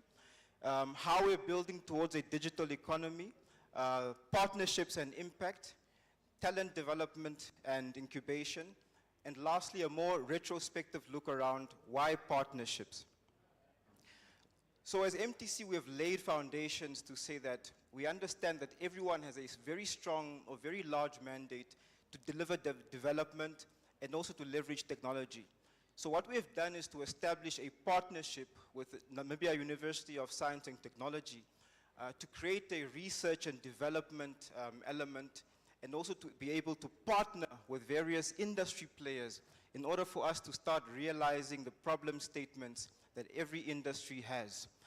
So this is really a collaboration that's driving innovation and also looking at how we can spur economic growth, especially by leveraging technology adoption. So what we're looking at is create an ecosystem that will ultimately drive a brighter technological future for Namibia. So the emerging trends that really drove us towards formulating key partnerships was things like software-defined everything. Everything is now driven by software. When we talk automation, software is behind it. Cybersecurity and forensics, network and customer experience. Right now, how do we leverage network development, leveraging connectivity, and then there's data science and artificial intelligence. How do we look at establishing the relevant technologies to drive proper data insights and building new products and services? Then we have the robotics, the electronics, and the engineering, the financial technologies, your fintechs. You have new banking services coming up. If you look at MTC launching mobile financial services very soon. Then you look at the medical technologies as well, as Dr. Luvendao presented earlier. So these are all emerging trends that were perfectly presented by the speakers before me. So these are trends that we all need to adapt to and create solutions for. And what we as MTC have seen is that, okay, we need to build towards a digital economy collectively.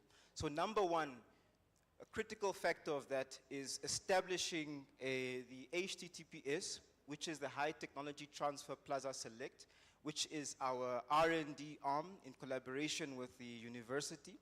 So you have industry and academia partnering to actually start targeting and researching around these different emerging trends and creating tangible solutions and products and services. So we've created an arm where we're able to craft research talents, where we're actually fostering ICT incubation, looking at also sharing best practice and advancing research. So that really speaks towards thought leadership. How can we start leveraging the thought leadership within various sectors and industries and bringing an element of technology towards that? And naturally convening various stakeholders to come around the table and comfortably start highlighting what are our problems and how do we start creating solutions to these problems. So the critical segments that we have identified in our quest to start delivering solutions to drive the digital economy. We looked at the public sector, public service and NGOs, the financial sector, your health sector, your energy and mining, agriculture, food and forestry, manufacturing, education, commerce, media, tourism, etc. These are critical sectors that ultimately need an element of technology in order to drive further efficiency within their operations. And just to bring in another element, we looked at how do we start driving innovation as well. So we have the R&D element, we have key partners within these different sectors, but how do we start creating a very conducive space to start driving innovation? So we've created an element where we're able to develop and commercialize various business and consumer ICT applications, and also look at how do we start creating and co-creating solutions in a very comfortable way through prototyping and testing, and also experimenting.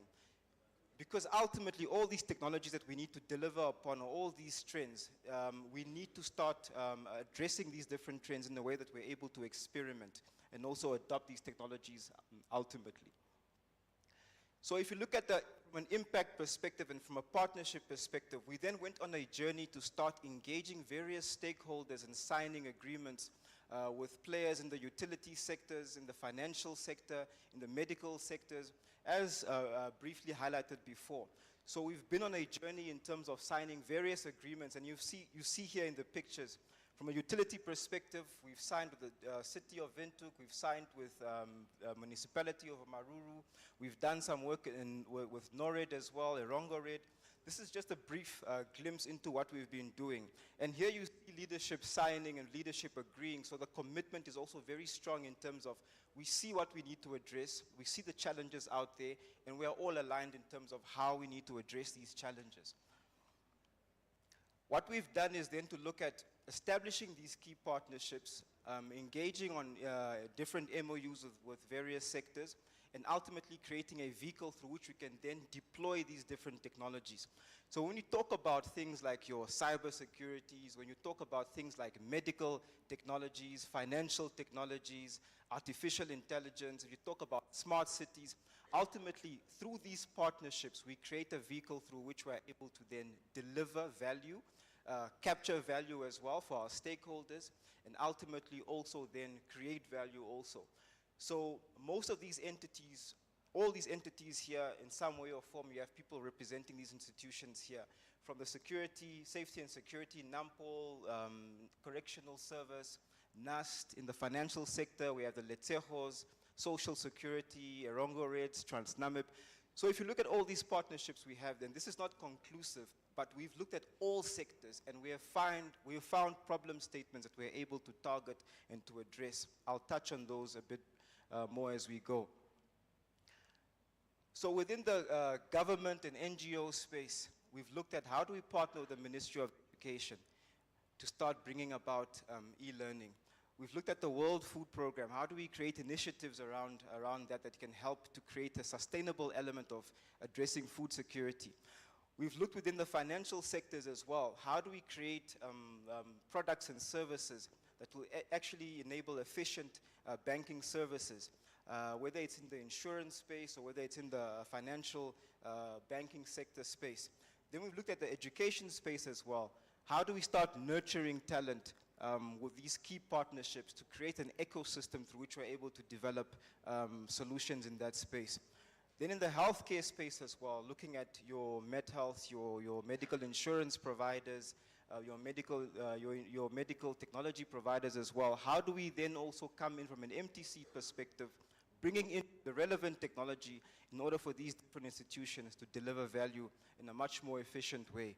And naturally, going to the smart city space, all these different town councils that we've signed agreements with to look at how do we start creating smart partnerships that will deliver, your smart utilities, your smart metering, and all of these different solutions.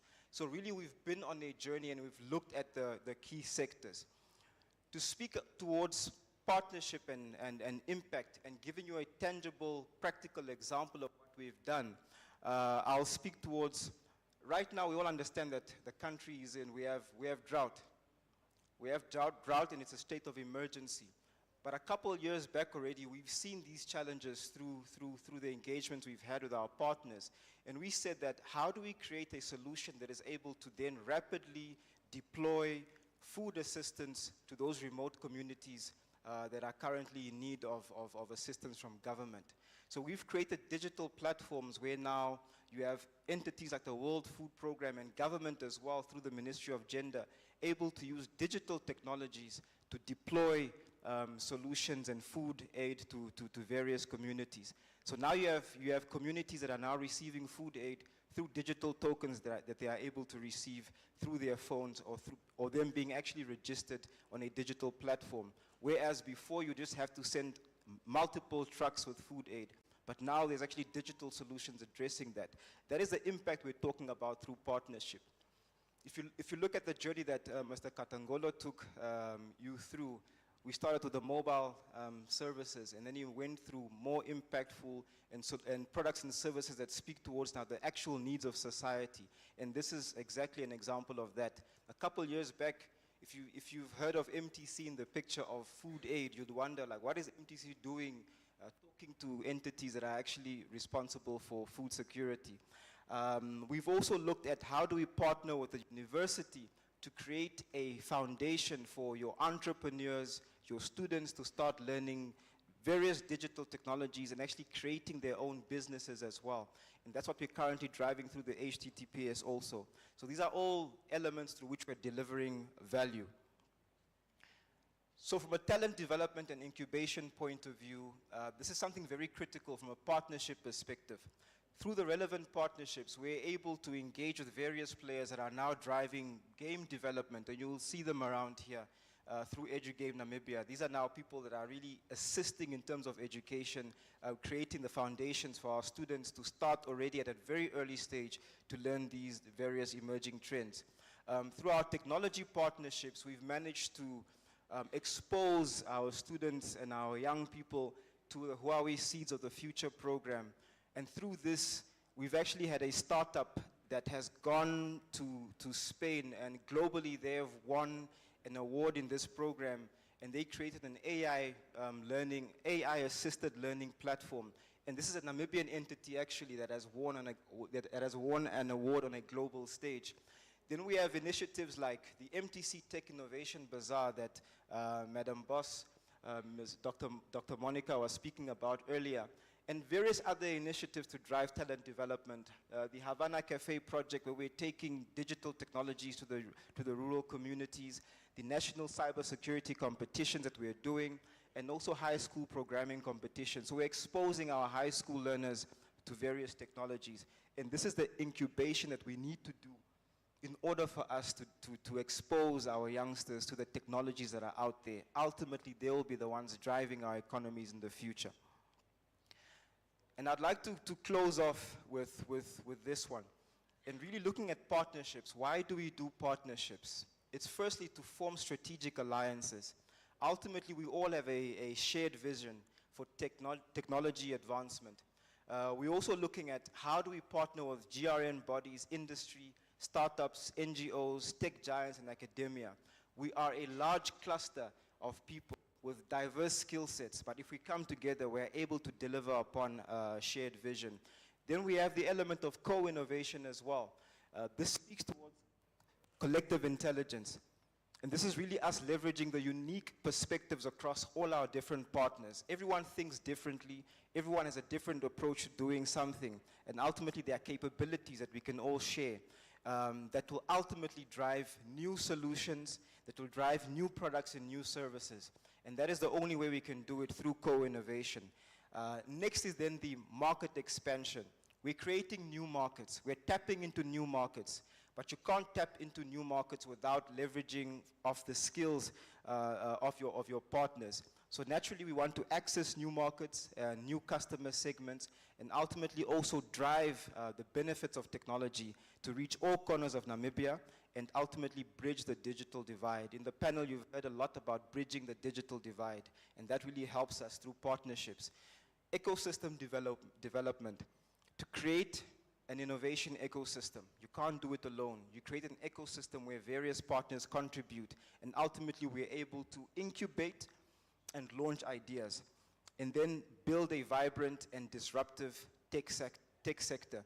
So we have all of us coming together and creating various solutions that will ultimately lead towards sustainable growth, which is us now continuously seeking out new opportunities. We're not stagnant, and then also us remaining agile to respond to these emerging trends.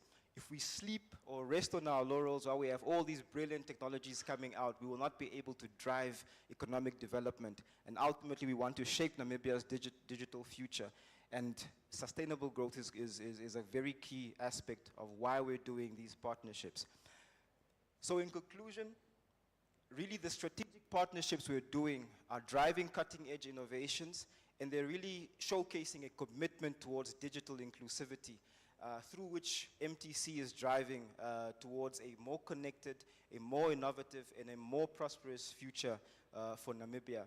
So we invite you, your institutions, to partner with us, to continue journeying with us, and I'm pretty certain that we'll be able to achieve much more impact as we continue on this journey.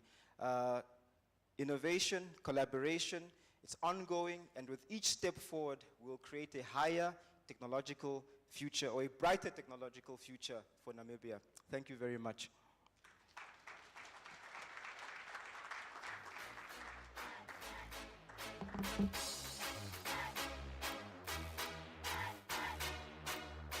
Thank you very much.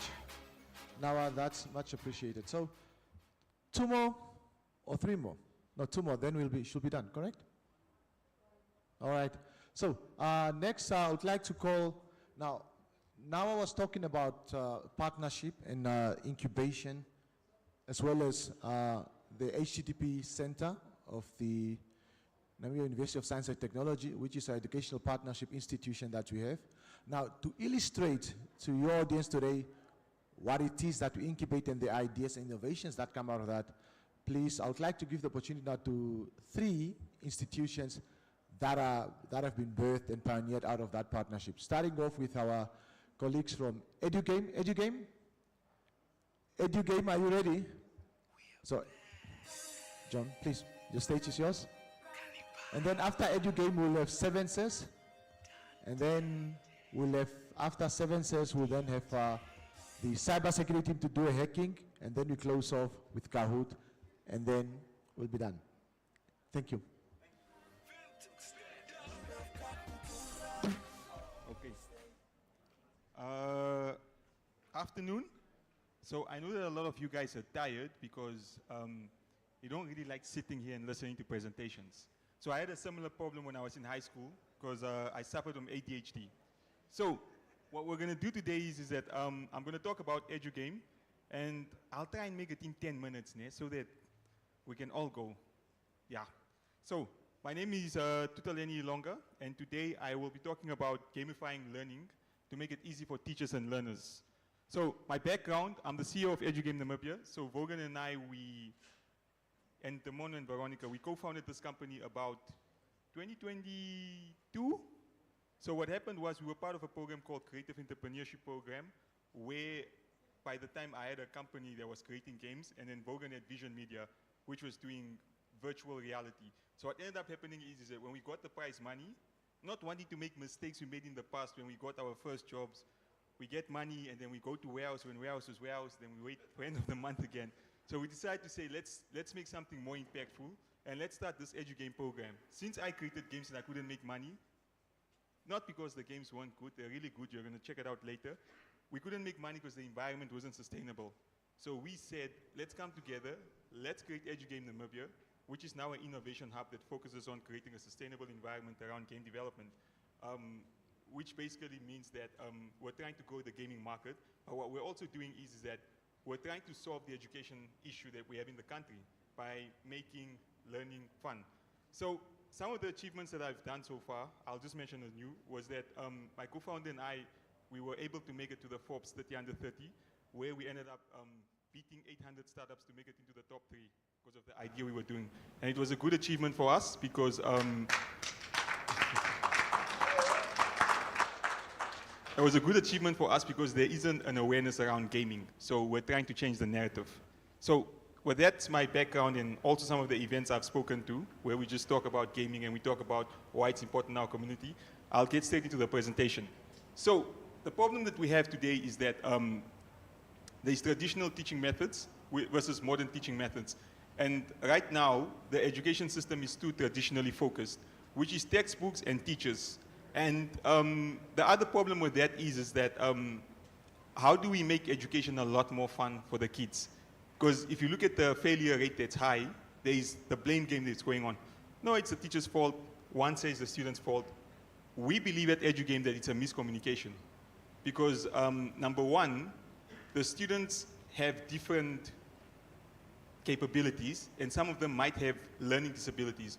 For example, here in the North, do we have a program where psychologists can just come around, sit down with the parents, and identify what problems do the students have. I don't think we have. Some students have dyslexia, and others have ADHD. So how do we cater to that? So that's why now there's an issue around traditional teaching methods and modern teaching methods. So what Bogan and I do at EduGame is that we use modern teaching methods. And for some of the people that are parents, that have our kids come to us, they're always happy. So, and 2 hours for them is not enough. So we give them 2 hours, and it's so advanced because we teach them in Roblox as well, a language that they love, that they never want to go home. Some of them even fight their parents to just stay and be like, no, can I not come in on Saturday? Then I still until 5. And then we have to tell them that Saturday is when your parents need to relax. All right? You guys don't understand that. So far right now, we've identified that one of the solutions that we can use to sort of fix this education system is to merge traditional and modern teaching methods. We don't believe that AI should replace teachers or online programs should replace teachers, because at the end of the day, teachers need to be there to observe students. You still need that feeling where teachers and students communicate, not a robot and a student. Okay, so the next thing I'm going to do is that we have to understand the different learning styles that kids have. So you have your visual learning style, which is something I had, whereby it's like, if you ask me anything about a movie or a football match, I'll tell you everything I remembered. If you give me the book, I won't, because I just can't visually incorporate that information. Then you have kinesthetic energy, which is sort of like kinesthetic learning style, and this is for kids that are very hyperactive. So if you're a parent here and you have a child, and the child is very disruptive, I have good news for you. He's not disruptive because he's a bad child. He's disruptive because he's not challenged enough. They need to be challenged. That's why it's so important that kids need to be enrolled in after-school activities. I'll give you an example. So I have a little brother, so he did sports. My sports was up and down. So fast forward 10 years, he's more organized than I am. I'm only organized when it's last minutes. So in the group as well in EduGame, the ladies are more organized than the guys because they did sports and they did all the activities where we are a bit, we only start performing when it starts getting very seriously. And then you have reading and writing students and then social linguistic learners. So you have learners whereby they don't really want to be in a classroom. They want to engage. They talk a lot. They want to do those things. So those are the kids that you need to place in debating because they're going to excel. They're going to do a lot more stuff and they'll want to compete. I'll give you an example. I was part of Model United Nations, and within that thing, there was Lucia, and then there was Helena as well. Helena ended up going to Forbes. Lucia became, if I'm not mistaken, correct me, he became part of NANSO, and I became part of EduGame, and that program changed our lives because it taught us debating and it taught us about programs that are going on around the world. So we need to emphasize more on after-school care programs, which is probably also one of the reasons why we ended up forming EduGame. So, learning disability disorders, I'll talk about 3 common ones. Dyslexia, I can't pronounce that, dyscalculia or something, but that's associated with mathematics, if I'm not mistaken. So that means that if a child is struggling to study math, it's more associated with that. Then you have your ADHD, and dyslexia has to do with a lot of reading. So I feel like this is, if the government is going to look into solving education again, I think we need to have a program where before kids go to grade 1, they can sort of be tested. It's something that we wanted to do in the beginning of the year to see how we could help some of the kids and just help the parents understand what sort of kids they have, but we didn't have time. And mind you, we were using gamification to solve these topics. So gamification is basically using games to solve issues around you. So, and I'll give you an example. An example for that is Monopoly. And in the north, they have something called Oshoro. So Monopoly, if you think of it, it's a game that you can use to teach kids accounting and business. If a child doesn't know what break-even is, play Monopoly with him. After 10 minutes, stop it and ask him, did you break even? If you explain the definition for him, he or she will never ever forget that concept again because the concept was explained to them visually. Remember, kids of today, they're more TikTok, what do they call them? Alpha generation. So they call them the TikTok generation. So I think it's time that maybe we take education to TikTok and we take education in a more fun and captivating way for them. Because like I always say, I don't think that students aren't performing in school because they don't want to. I don't believe they're disruptive because they want to disrupt you. I just believe that they're misunderstood. And I think we need to start investing more in them and understand how we can help them. Oh, and one more thing as well. Parents, be careful what you say in front of your kids because they become you. So, and a good example of this is before my mom moved to Office of the Prime Minister, she was a teacher. So I never understood why I was so good with kids. And then I only started piecing it together that my mom was a teacher before, and my little brother is a part-time lecturer at NUST. So one way or the other, we're going to pick up skills and things from our parents. So it's something we should look at. So how does Oshoro help? For those of you that are asking, what does this have to do with gamification? So I don't know how to explain this. I'll only explain it from our company perspective. So when me and Vogan play this game and we have to think, the game helps us strategize. The game is really about killing cows and whatever, taking one person's cows and all of that, but we look at that and we strategize like what's the next thing that we're going to use to take our game forward. Cool. So training teachers is something that EduGame wants to do. We want to train teachers and we want to help teachers how they can create a sustainable teaching method that will help their students pass. Just to think out of my head, if I were a teacher, which I am part-time for those kids that I deal with, I would probably have 10 minutes where we read a chapter, 5 minutes I give them break, 5 minutes we watch a video, and I guess the last 20 minutes I'll group them in groups where they can come up with presentations and present. Because if class starts next week and you guys have to stand and present your homework, I think it might make it fun and effective. We don't want to go into things like virtual reality yet because it's expensive to have virtual reality in school. But I feel like we need to have virtual reality, especially for the TVET guys. Because for the boiler making guys, from what I've heard, that they still use designs, they use chalk to draw. There are softwares like Blender, and those are the softwares you should use. We don't have enough coated welders in the country. Why don't we, Bogan, you're a VR guy, you should create a coated welder thing and pitch it. So we should create those sort of softwares so that we can make education a lot more fun. Because I believe that if you can do that, the stereotype of not wanting to go to VTC and all those will die down because it's actually a cool experience. So I'm finished. I promised you 10 minutes. If I went abroad, please forgive me, but you can ask questions. So we are EduGame. You can follow us on LinkedIn, Instagram, and Facebook. And if you want to contact us more and see what we can collaborate on, we can definitely work together. Oh, and by the way, the Explorium game, the winners or the top 3, you're going to be playing that game. And good luck, because we made the questions very difficult.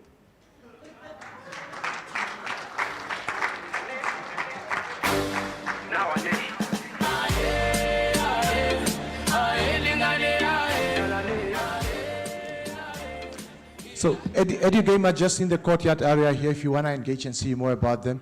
I do sincerely urge you to go have a look at them, particularly our educational institutions. You'll be amazed at what they're doing. Thank you still for being with us. You have done the 90 minutes of full-time soccer now. Doctor, I know, is a very fervent Arsenal fan. And after 90 minutes, that's when Arsenal like to perform much more better. Liverpool on the other end, we are just on and off. We always say that as long as we are playing football, Liverpool, we are happy. Now, I would like to, with 2 more, I would like to call now Sevences for another 10 minutes, and then we'll close off with the cybersecurity guys to do their hacking, and then followed by Chief Commercial Officer Mr. Kahia for his closing remarks, and we play our game. Vincent, thank you.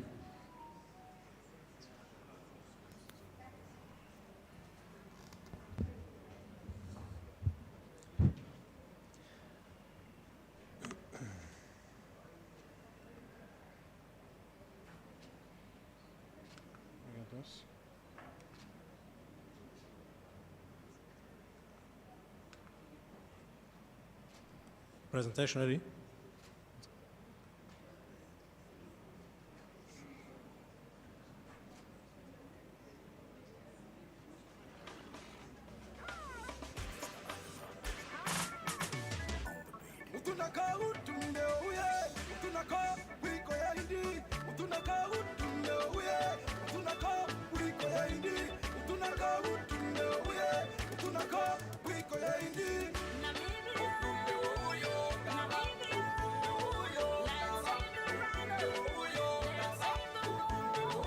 Technical, are we okay with the?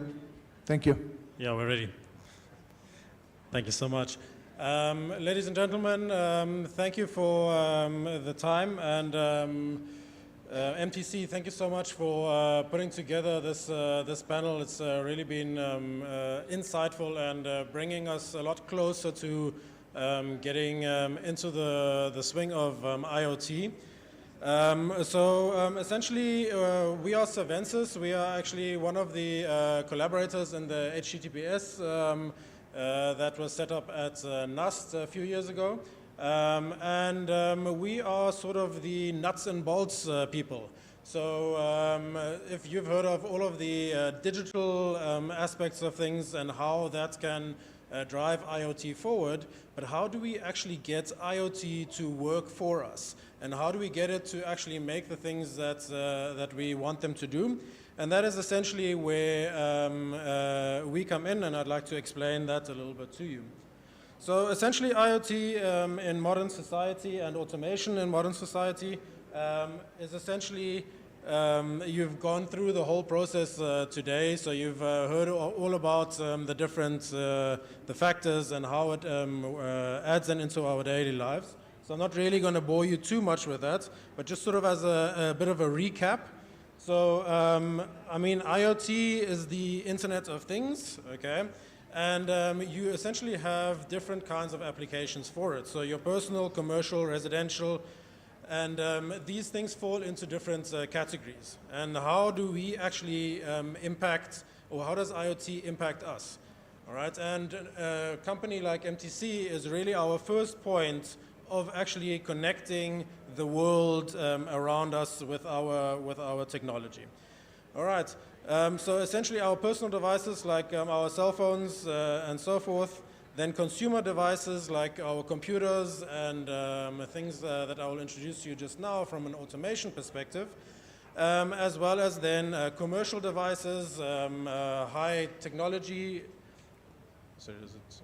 High technology kind of devices that we use in our commercial applications, military devices like drones, like surveillance software, all these kind of things, industrial devices that we use within our manufacturing processes, and all of these things tied together to create our daily lives as we know today.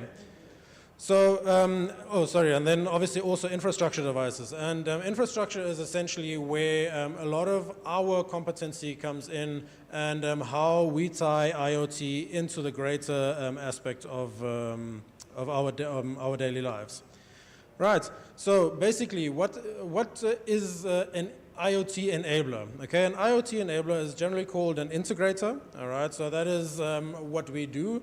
We do the actual physical implementation, and we create the solution that the client is looking at. So if you essentially look at creating an IoT solution for your business, for your organization, for yourself personally, you essentially need to figure out what is it that I actually want to achieve.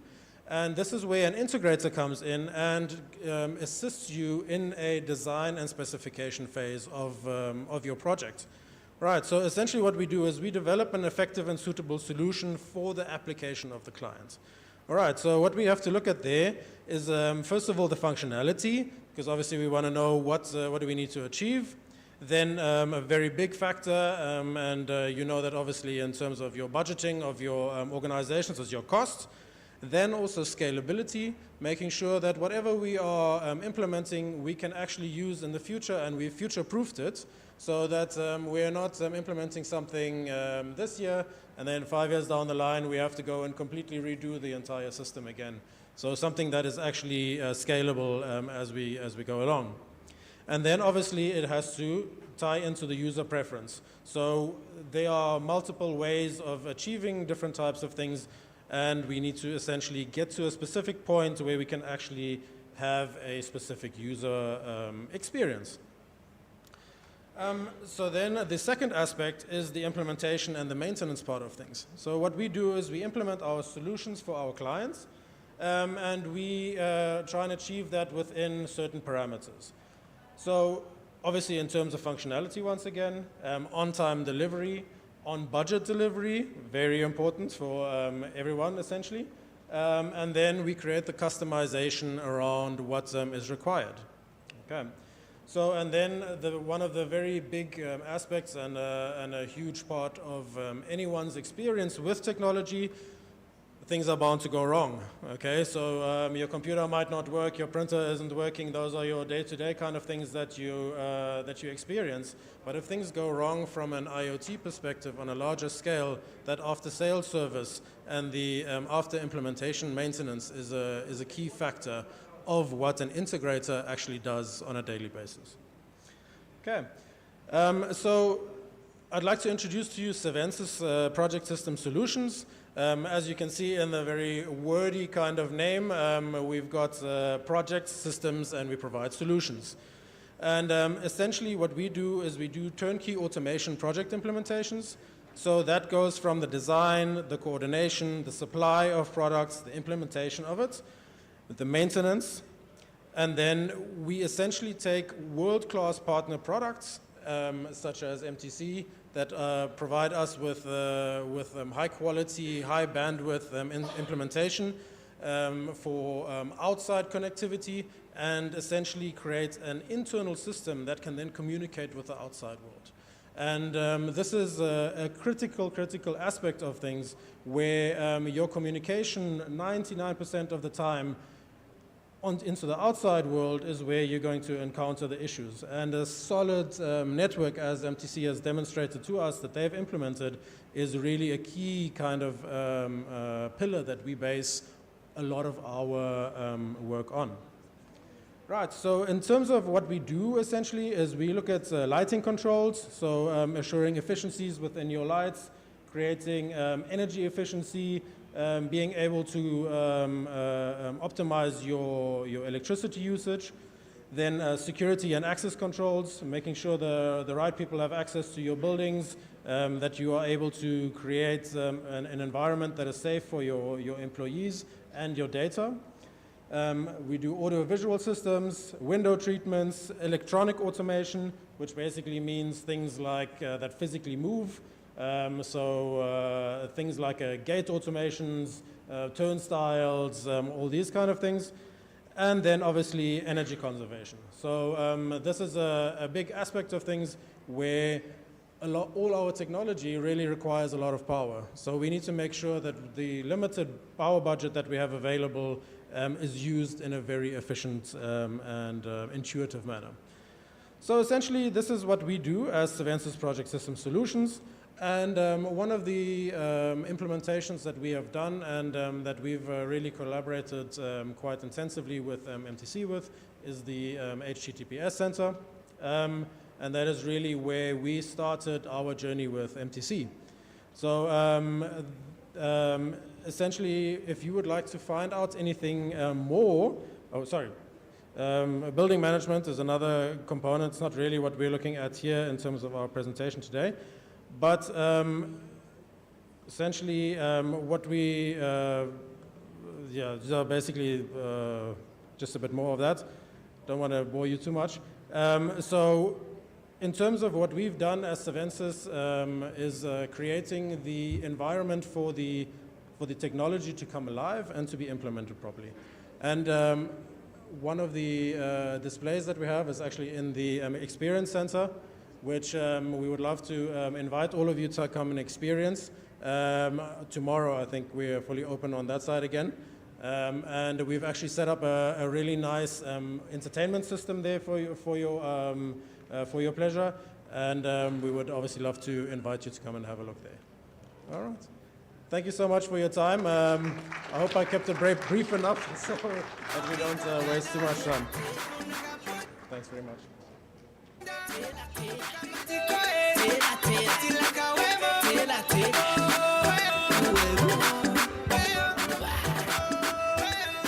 Thank you.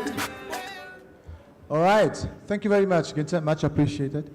If you want to know what Savensis is all about, it's Internet of Things and smart home technology. Come to our Experience Center and you'll see what they're referring to. All right. So this is the last part, and then we'll have closing remarks.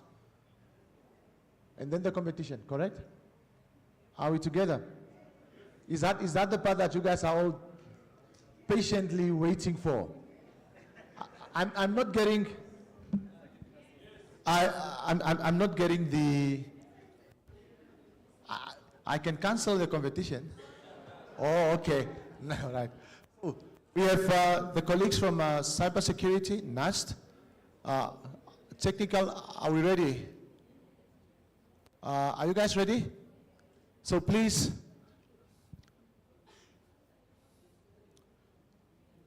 Now, if you look at these guys innocently like this, and I'm just putting it out there, these are not the guys that call you, Commissioner. These are not the guys that call people and scam them.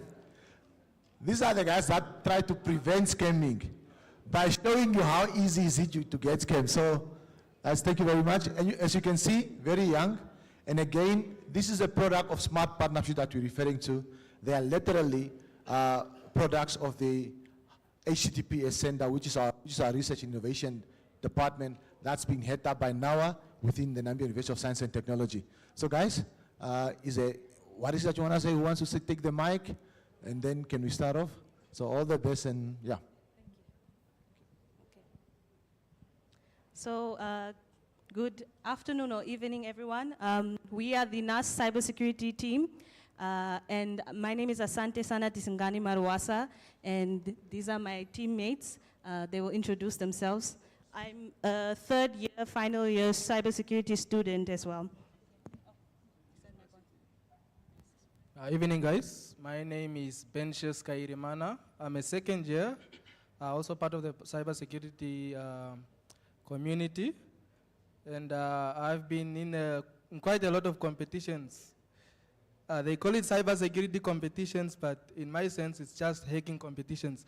So yeah. Good evening, everybody.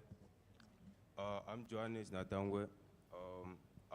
I major cybersecurity at NAST, currently doing my third year. We as a team, the NAST team, we also set to go represent Africa at the international competition in October. In October, and one in South Africa in December. So I'm kind of nervous. So as Johannes has mentioned, a bit about our team. So we were selected to represent Africa at the International Cybersecurity Competition, which will be taking place in Chile this October. And thank you. And this competition that is also taking place this September, or yes, October.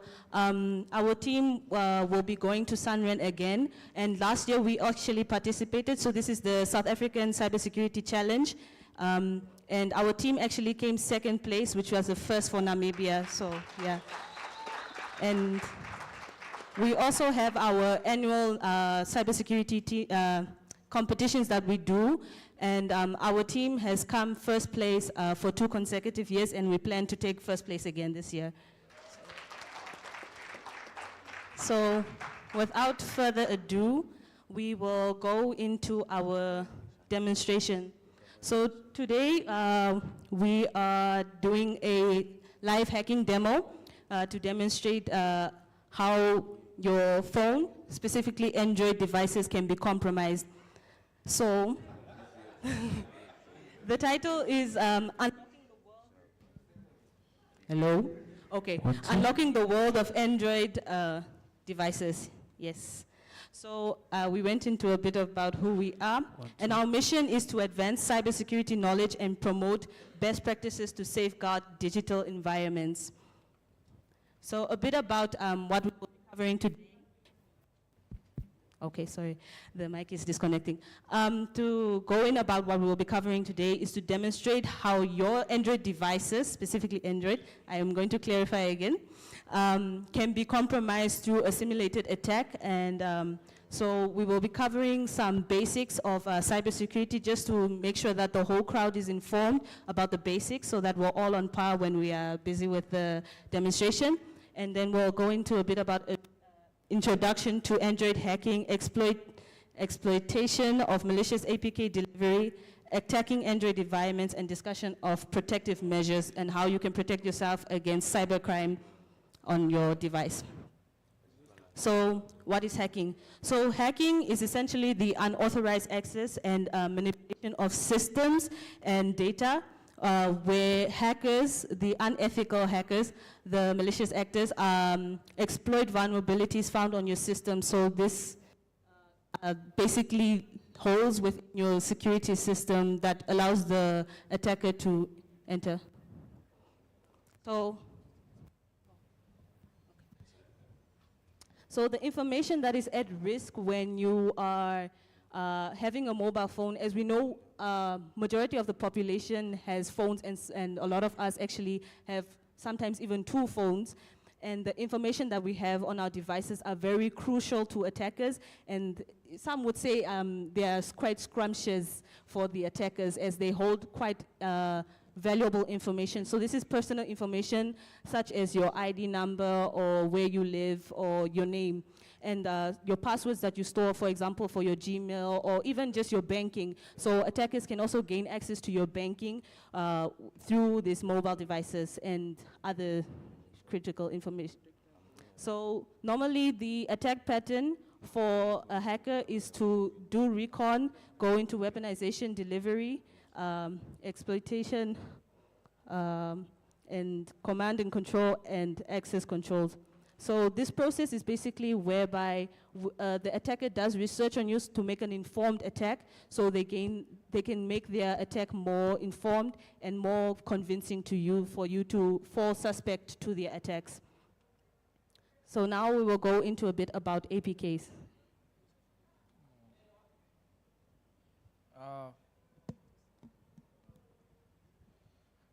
Good evening again. So APKs, you guys might be wondering what APKs are. So APK stands for Android package. So all of those apps that you have on your phone, they are called APKs. They're not like on the PC where we call them files. Yeah, on the phone we call them APK. So as you guys can see, there are different delivery methods for malicious APKs. It's like, what shall I say, a malicious APK is like a virus. In simple English, it's a virus. Yeah. So now, there are different methods where I can put that virus into your phone. The first one and most common one is phishing. So phishing is where you receive these emails of MTC is giving free data, download this and this, yeah. And then we have spoofing, third-party apps, and then drive-by downloads. Okay. And my colleague is sitting at the back for, yeah, he will demonstrate soon. We are going to be giving you guys a demo on hack. We are going to hack an Android phone, specifically. Yeah. Next time we are going to do iPhone. Yeah. We know there are a lot of iPhone users in the crowd. Yeah. Okay. Yes. Yeah. So you guys might be wondering, while he's busy setting it up, you guys might be wondering how some of us got into the realm of hacking. So when I was, I think in grade 9 or grade 10, I started off by hacking my neighbor's Wi-Fi.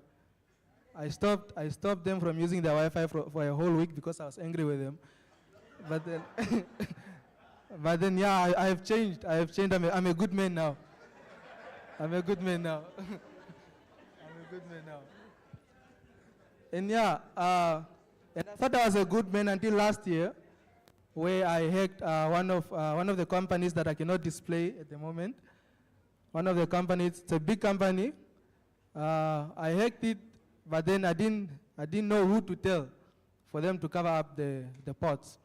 So I just kept quiet to myself and like, okay, I got into the system. I would move around directories just for fun. Yeah. But then again, I've changed. I'm a good man now. Yeah.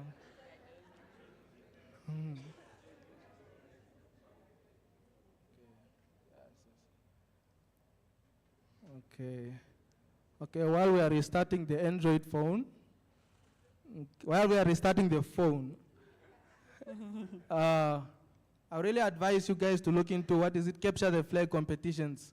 Those are cyber security competitions. Especially for the young ones in the crowd and even the elders in the crowd, the CTFs are a very good way to gain skills in cybersecurity. Yes, very well. Because where I am right now, the things that I know, I've gained them from doing cyber security competitions, capture the flag competitions. Those are scenarios where you are given a place like, let's say, MTC database, and then they tell you that hack it, and then you do it. Yeah. Yes. So yeah, so I'm the guy to call when you think that your partner is cheating, and then you deal with her or him. I'm joking. It's a joke. It's a joke. It's a joke. It's a joke. Yes. Okay.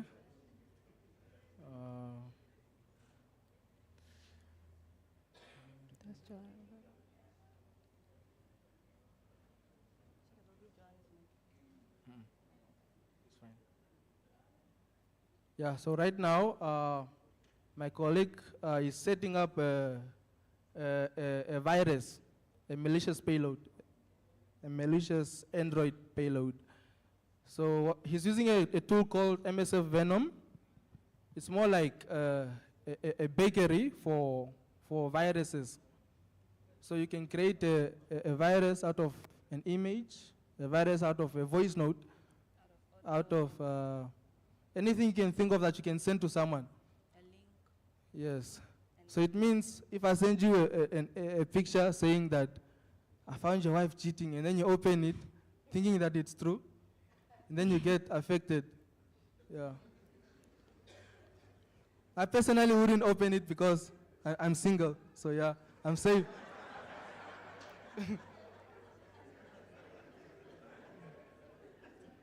Okay.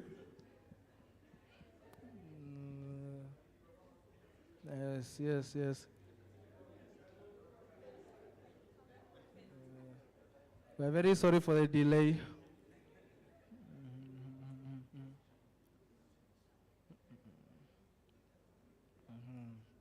Yeah.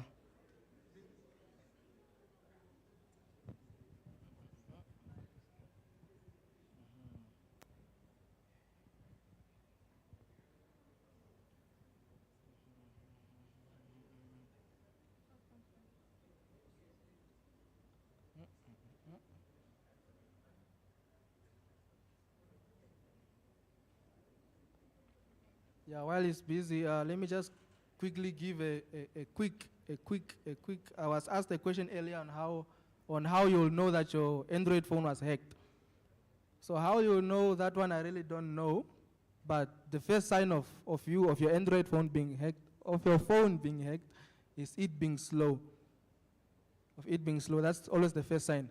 But then what you can do is download an antivirus. Personally, I don't have an antivirus because I really don't have anything to hide on my phone. And then for WhatsApp, because most of you guys are afraid of your WhatsApp messages being hacked. For WhatsApp, the only thing you can do is check for the devices that you have. What do we call it? That you have linked. Yes. The devices that you have linked. Because most people only have one device that they have linked, which is always their PC. So you always have to check on that because a person can hack your Wi-Fi. Let's say, not your Wi-Fi, but WhatsApp, by taking your phone and then pretending to go call someone, and then they go link on their phone on WhatsApp web. They won't do it on the app because it will disconnect on your phone. So they do it on the WhatsApp web. And then that night, you don't know who is watching you, and then you continue with a conversation with a person you were warned about.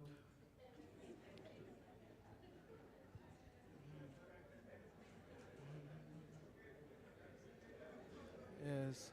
So basically what we're doing here is we're creating a fake Flappy Bird APKA, And what we will do is trick the user, the target, into downloading the game by enticing them that this is the latest Flappy Bird game and that it has all the latest features and that it's, you know, it's really cool and it has new skins and all those stuff and new levels. So, yeah, that's what we're doing now. Can I just continue? Can I continue? Who is the target? That's a nice question. So we downloaded an Android emulator to test our payload because we would know if we say who wants to give us their phone, all of you guys will just close your eyes and shake your head like now. Yeah, so.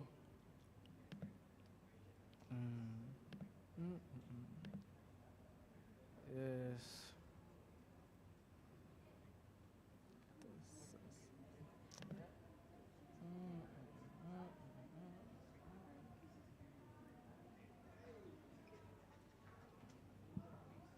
Okay, so while we are waiting, I have an Android virus on my phone. So what that thing does is that once I send it to you and you install it, it sends me all of the messages that you receive from the moment after installation. So what is the meaning? What does that mean? So you might be at the bar and then the person says, let me borrow your phone. You give the person your phone. The person installs the virus on it, and then it goes, let's say, just a few meters from you, and then let's say he tries to log into your FNB. He logs into your FNB, it says password. And then for FNB, forgot password, it doesn't really send an OTP like that. It's a longer secure process. But then for social media accounts, it sends an OTP to the person's phone number. But in this case, once the OTP is sent to the person's phone numbers, I'm sure all of you guys have gotten OTPs like, reset your Instagram password. I didn't do this, so you just put down the phone. But then in that case, that's a bad thing, because the moment you put down the phone, that message is now forwarded to the attacker. So that attacker now has the pin, as if he has the phone in the hand. And then there goes your Instagram or Twitter, a LinkedIn account.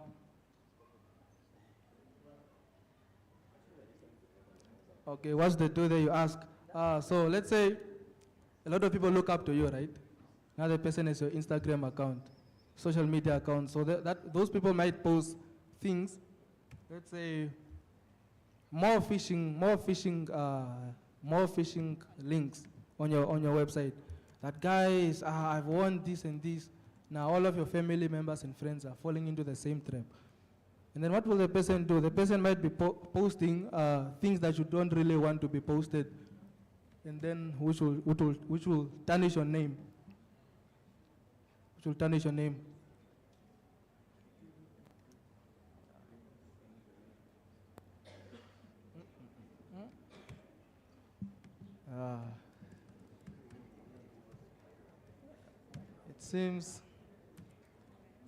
It seems the Android users are really angry. They don't want us to hack their phone.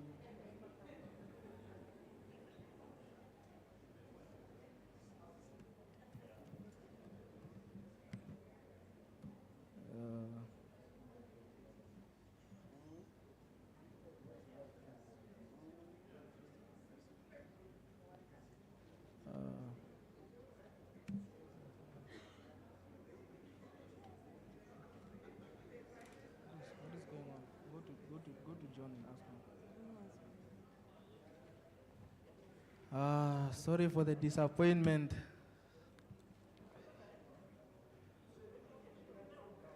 Yes. You should look into the situation. Let's say your Instagram account, the pin went to, so you have to quickly go to your social media account, and then you check, there's nothing. So let's say you wait after 2 minutes, and then you check again, because you might be logged out that minute that you put down the phone. So once you are logged out, I don't think there's anything to save you anymore, because once you are logged out, you have to now log back in with your password, right? So yeah, you will log back in with your password, and then the wisest thing that you should do there is just change your number, because you do not know that you have the virus there. Just change the number on the social media, on your Instagram. But then a normal human, including me, wouldn't really think of that. So I'll just keep on putting my password, changing my password until my account is banned.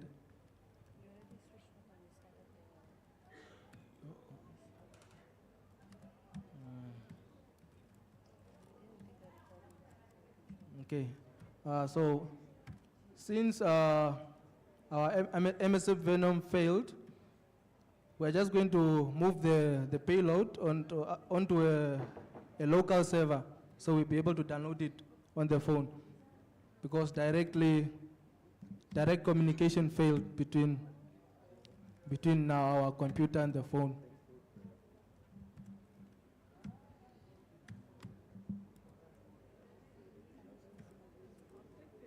Yeah, but while we wait, any more questions? Bitches, just wait. Just wait.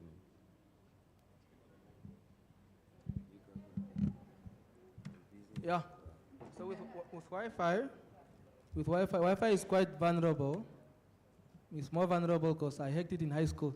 Imagine. So with Wi-Fi, the only thing you can do is just do, let's say, constant password changing. Because the moment you put a hard password, it doesn't really matter, especially to me. You can put in whatever password, it has 20 characters, it doesn't matter.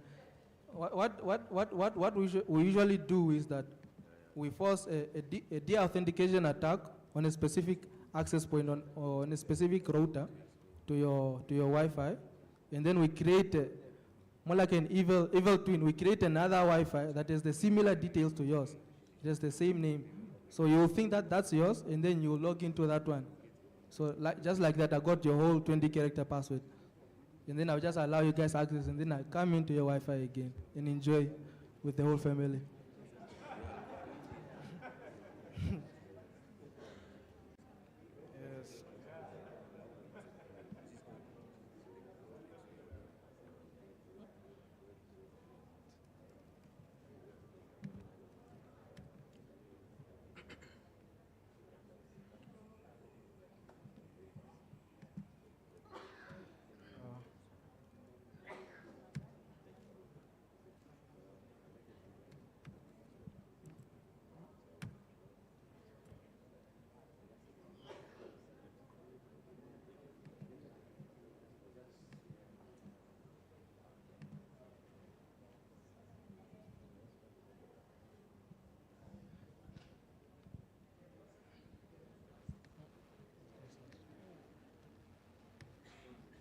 Yeah, any more questions? Okay. So it appears our Android machine decided it wants to be hacked, so now it's up, thankfully. This is an emulated Android, so it's basically a virtual Android that we're demonstrating on, so that we don't put any of you guys' devices at risk. Yeah, it's running. Unless you want us to, you're more than welcome to. It's running Android 9. How much will I pay to demonstrate it on your phone? I mean, you are putting yourself at risk, because I can pay you $200, but then once I go back into my room.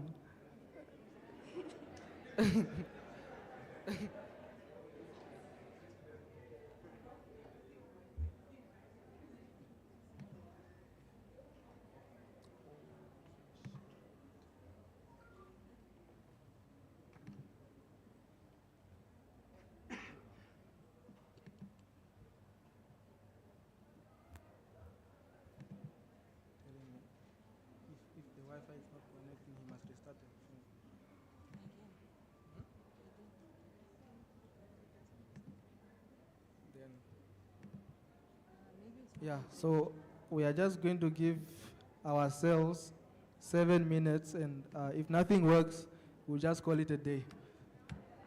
Yeah. No, wait, it's coming. Guys here, what is going on here? I don't know. I mean, we don't practice on what you're going to hack, right? And I'm just going to apologize because the process is too slow. As you can see that the PC is even freezing.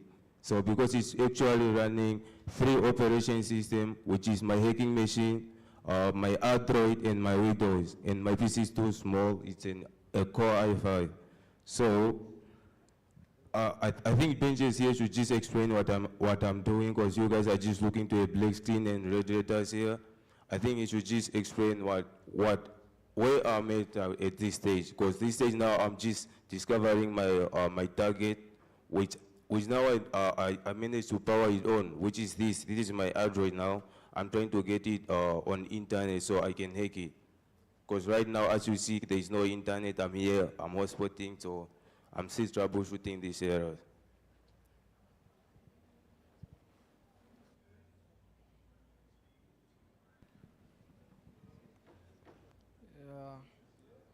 So yeah, guys, I'm still sticking to giving ourselves 7 minutes because I've seen you guys have been here for the longest, and you guys have to be somewhere else. You have somewhere else to be. Yes. So now I'm being an empathetic hacker.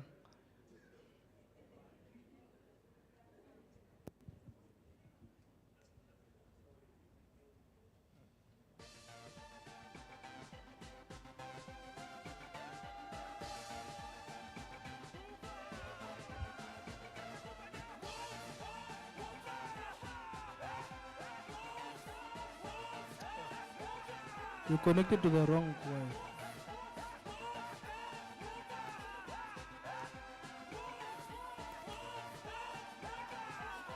It's MTC hacking us.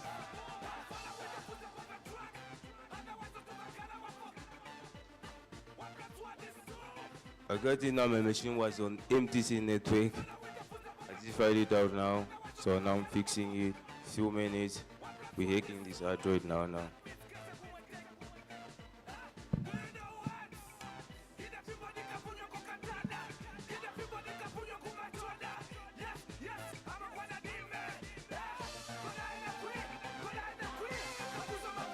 I'm sorry, guys, but how long will it take more? But I think we're trying, but it's been a very long day. Yeah. I know you really wanted to do this, but the guys are around. They can still give you tips on how to protect your device. But you can see from what they're doing that it's nothing unusual. It is happening, and what we always keep telling consumers is that it's your responsibility to make sure that you ensure the security of your device. The forwards of the forwards in WhatsApps, or the MTC competitions that we don't know where they come from, please be careful. Just that forward and saying, oh, the United Nations is offering internships, and then the parents on the WhatsApp groups, apply. It's not only the sender who's getting hacked, the receiver as well. So it becomes very easy. So that's why I said, yeah. Thank you, guys. Look, yeah.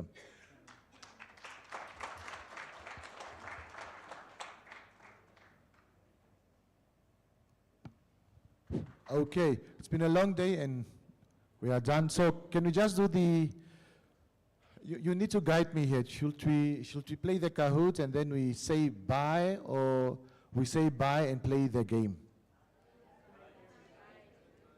Bye and play the game. Thank you. So, Mr. Kahia, just to close off, so that we play our game and then we move on.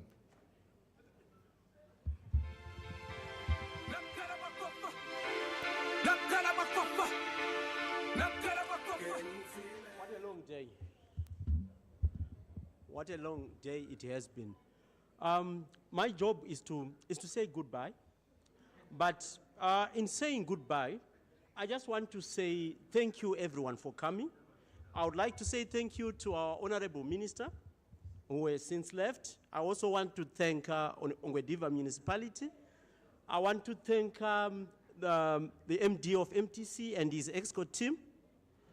I also want to thank organizers of the trade fair and organizers of this Tech Hub conference. I just want to leave a few words for reflection as I say goodbye. So I think one thing is what a great meeting it has been, where we were able to meet and share fresh ideas on the trends and evolution of the technology industry. I also want to say that the take-home message is perhaps that we are now inseparable from technology. It affects every area of our lives, from education to health, home internet, which has now become compulsory. I believe that having an internet connection in your home will be just like having a water supply or a power supply into your house. Every industry, mining, oil and gas, services industry, banks, all are relying on digital technology on its evolutionary path. I just wanted to say that at MTC, our commitment is to follow through our promise in providing the foundational technology, which is connectivity, for all industry. And it doesn't matter where you are, whether you are 40 kilometers offshore or you are 100 meters underground in a mine. Together with our partners, we can reach you. As I said, it's for everyone. Small businesses, the government, the security sector. Imagine a time whereby if there is a stolen car, as it passes through, the number plate captures and an alert is raised. All this happening autonomously. Human intervention is only when the guns are required. Imagine that. At MTC, we are not just, we are into technology in its fullness. We talk of our mobile money, which is going to launch very soon, which is a more inclusive bank that will cover everyone, which is branchless, which stays open on Saturdays and Sundays. That is the nature of technology in helping to better our lives. As you are aware, we have trialed 5G. Now, 5G means more and better machine-to-machine communication. It means you can be able to operate a grader whilst you are seated in the United States and the grader is working in a mine here. This is the future. And I think the future is here. You would agree with me with what we have listened to and what we have heard right now, that the future is here. Before I leave the podium, I just want us to reflect from now onwards, the future that we want to build. Every child with a digital gadget in their hand and having internet access. Every business ready for digital transformation. Everyone feeling secure. My phone is still on flight mode, yeah? Ever since those three stood up to be on stage, my phone is on flight mode.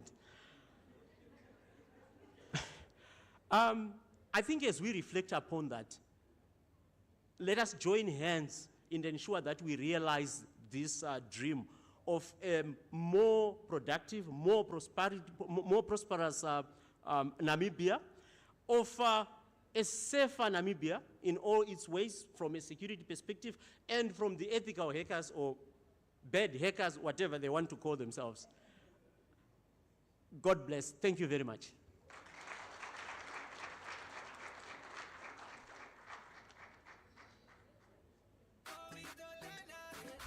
Thank you very much. Now that we officially end, can we then just close off with the AU and the national anthem, and then we play our game. Then I let you be peacefully. Let's all stand for the AU and the national anthem. Together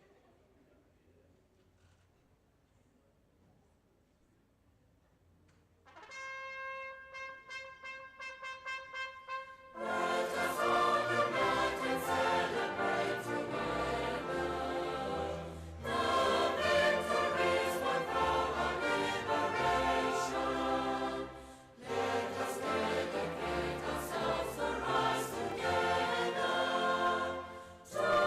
defend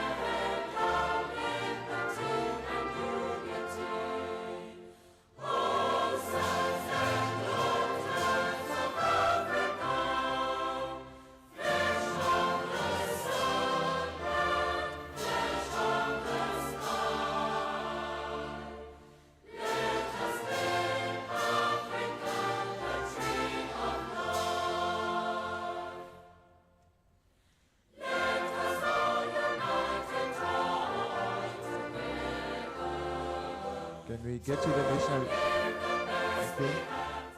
Thank you. The national anthem, please.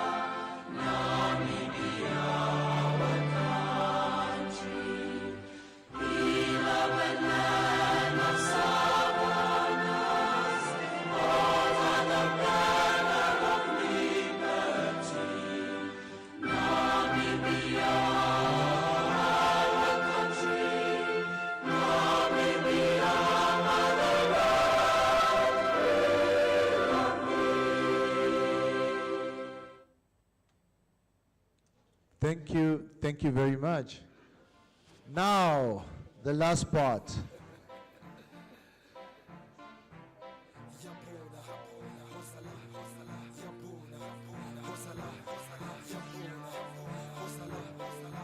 It's okay, calm down, calm down. Let's calm down. Let's calm down.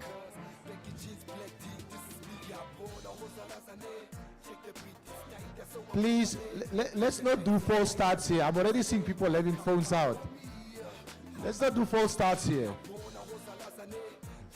Let's calm down. Okay. Are we ready?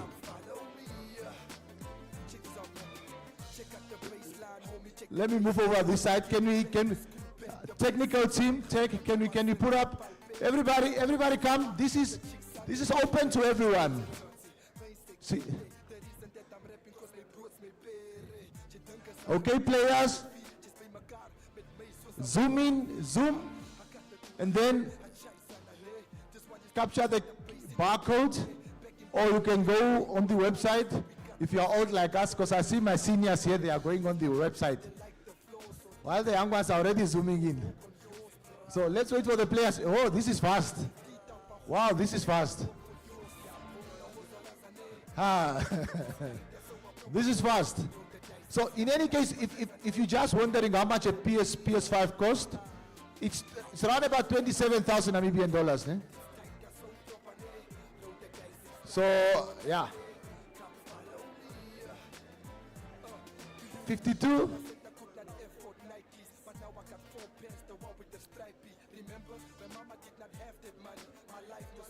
I've got 55.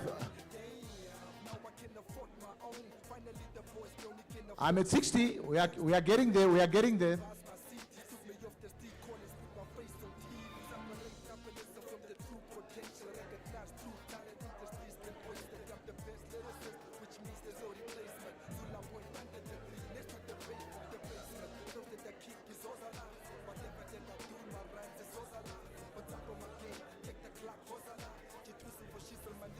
I'm gonna give it 2 more minutes. I'm gonna give you 2 more minutes, then we're good to go. At least let's push until 80.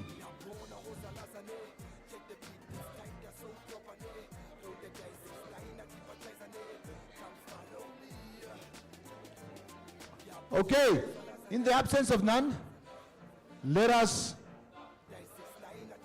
tag team. I think we should start. Is everybody on? Then let's start.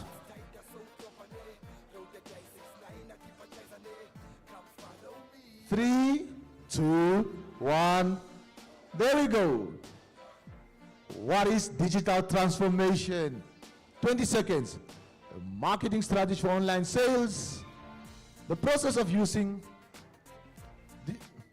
a way to replace employees with robots. Oh, we had that a lot today. or a method to increase social media followers? Choose the right color.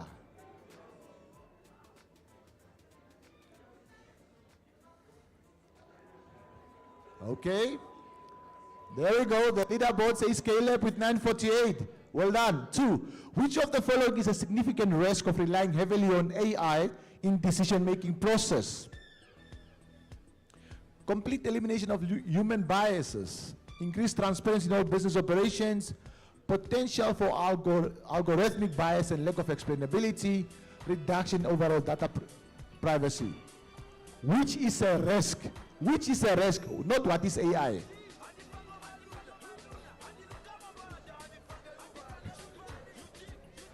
Thank you.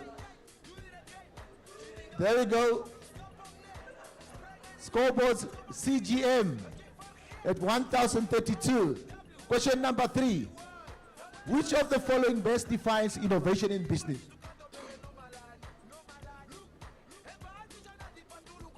Copying competition strategies, implementing outdated processes, introducing new ideas, workflows, methodology, services, or focusing on your short terms. Innovation in business, which one describes it best? Hey, you guys were listening. I'm impressed. You guys were really listening. I'm very impressed. CGM is there. CGM is on top there. Can somebody take CGM off the top? Next one. Who is this? Symbol.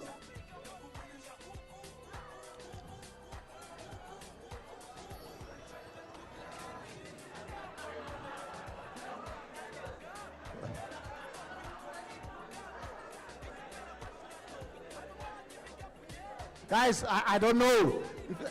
Let's see. This one. Oh. Yo.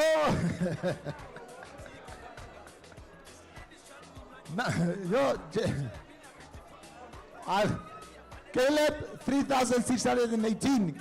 Caleb is moving. Let's move. 5 out of 10. What is the role of data analytics in digital transformation? To store large amounts of data without any purpose, to analyze and derive actionable insights, to make data harder to understand, or to replace human intuition completely. We are halfway there. Somebody's walking away with a PlayStation today, guys. Someone is walking with a PlayStation.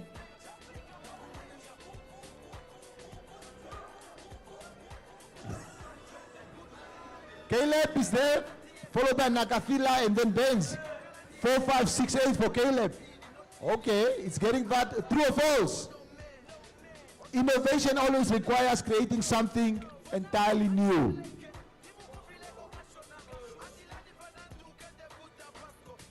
I don't know. All I know is I'm giving away expensive gifts today.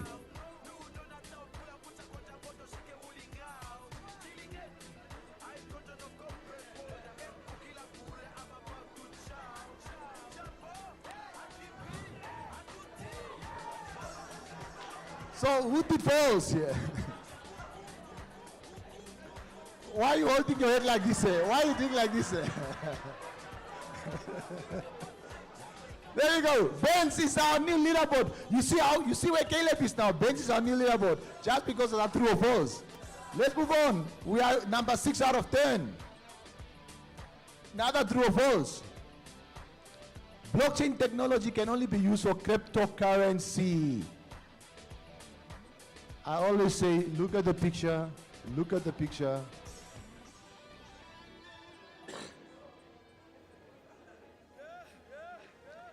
Five, 4, 3.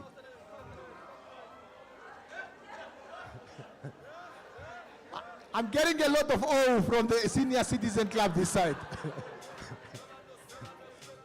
Okay, Benz is still there. Caleb has gone down. Oh, Caleb has gone up. Rodman, 619. There we go. 8 of 10. 2 more to go. Which digital transformation technology enables machine to learn from data and improve over time? Augmented reality, blockchain, machine learning, or Internet of Things? Aha, these ones you must scratch your head. These ones you must scratch your head.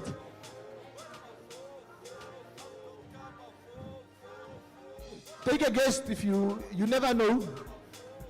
Don't be scared.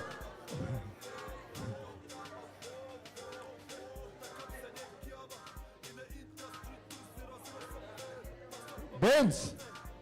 Okay, 7150 Benz, 9 out of 10. In the context of digital transformation, what does Agile primarily refer to? Software programming language, marketing strategy, project management methodology that emphasizes flexibility, or a financial reporting tool. Again,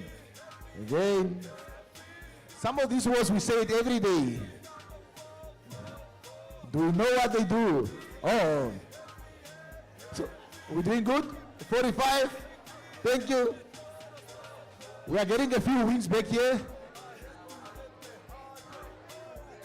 Again, Benz. Benz is a leaderboard. Can somebody upset Benz? In digital transformation, the adoption of new technology should always precede changes in company culture. True or false? Read the question. In transformation, adoption of new technology should always precede changes in company culture. True or false?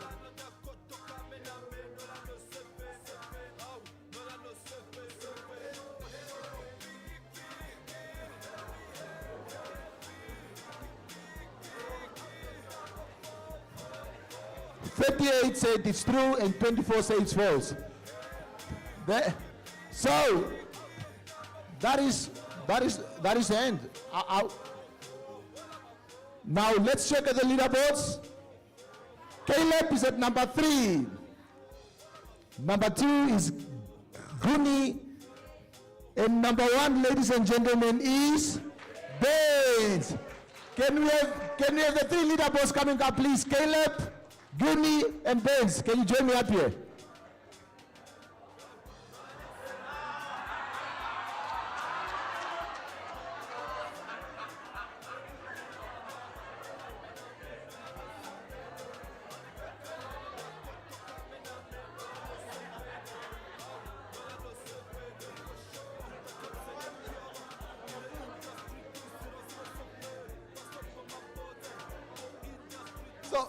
So this is Guni. This is not Benz.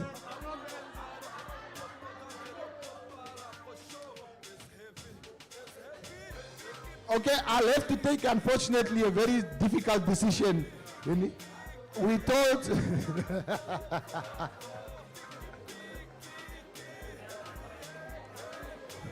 okay.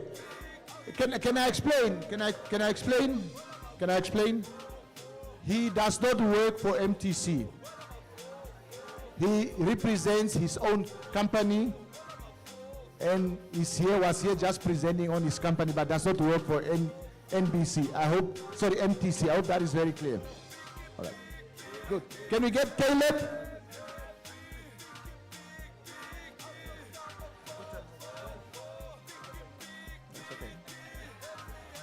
Can we get Caleb? And by the way, this is Ben's name.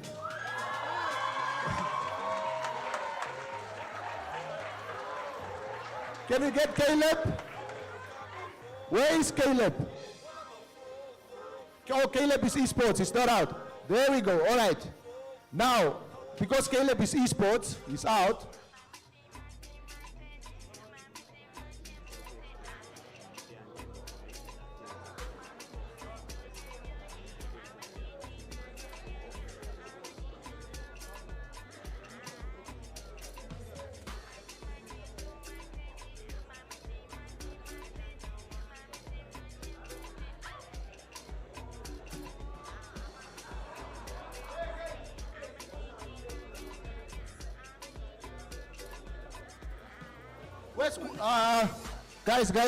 Guys. Tuli, tech team, because Caleb is Nessa, they not gonna come up here. So get us who's the next after Caleb. Thank you. Let's just stand here. Sorry, Günther. The guys want to see. Okay. Grootman, who's Grootman? We did say that the competition is open to everybody after that. So unfortunately, it was designed with fairness in mind. Everybody, whether you have won before, you are free to play again.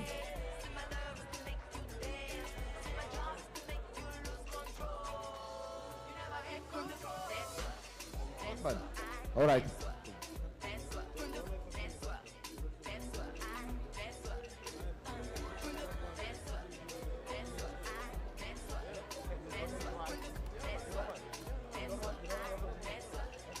Please announce yourself. Ladies and gentlemen, what a very generous Grimby said, since he already has a Apple TV device, he would rather forfeit his prize and let the next person get into that place of him. So now, and make an enjoy of it. Thank you very much, Grimby. Thank you very much. That's appreciated. Thank you. Okay. All right. So, if you can then just, so that we set with it, you guys don't go anywhere. I need you guys will get your prices now. So, Tuli, I need now to see if you can just stand here quickly, guys. I just want to quickly check. Now, if Benz is still legally number 1, Guni was number 2, Caleb was number 3. So Guni forfeited, not forfeited, but handed over his Apple TV to say thank you, but I already have won. Caleb is Nessa, that one he just refused to understand the instruction. He's out. So that means now Grootman moves to number 2. And the Lee moves to number 3. Is that correct?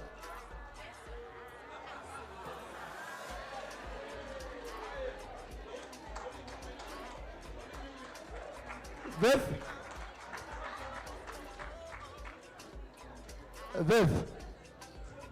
I think 2 previous winners, 1 new winner. Everybody's aye. What must I do?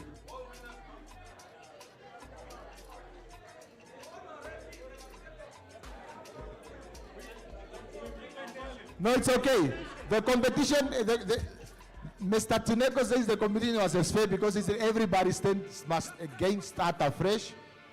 Because ultimately the competition was meant to say those that are the top 3 winners in each category in the previous competitions will play against each other, but we scrapped that. So the chance, so that's it. Mr. Tuneko, if you can please bring the 3rd prize to Lee. Lee, you get another device. Lee, please come here quickly. Where are you from? Just. I'm from Ongwejiva. Which company or sector do you represent? Schmidtco Group. What do they do? Construction, restaurant, real estate, retail. So you do housing development? I'm an IT specialist. Oh, you're an IT specialist. So I would assume that these guys are on Yes, we have 1 Spectra. Thank you. But guys, it's a technology conference. Thank you very much. We appreciate it. Grootman. And Grootman, please, your prize for Mr. Tuneko. Come over here so that Mr. Tuneko just, yeah. So, we obviously know that Grootman is not your real name. So tell us your real name. Okay.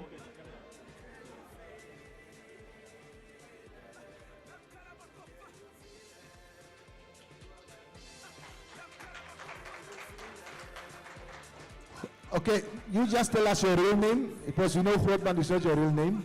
The other time you played under MTC.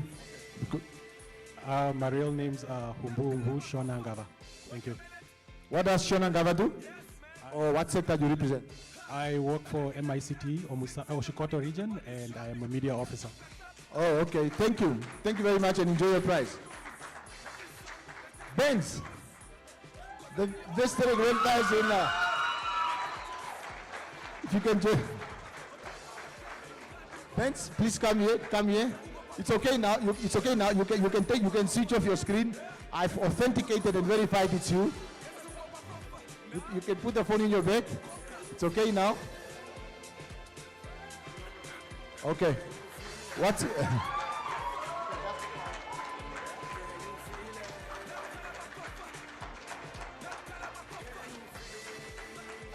Thanks. Before you go, so obviously you've got the box as heavy as you, I'll assume. But what is it that you're going to do with this? I see you are from Oshirambo High School. Okay, do they allow these things today? Okay. So tell us your name. My name is Godly Bolenga. My middle name is Eben Ezra, that's why I shortened it to Benz. I did get some help from the MTC workers, but I appreciate it and I would really use this for a lot. I think. Thank you very much, Benz, and please, Ebenezer, enjoy your gift and congratulations.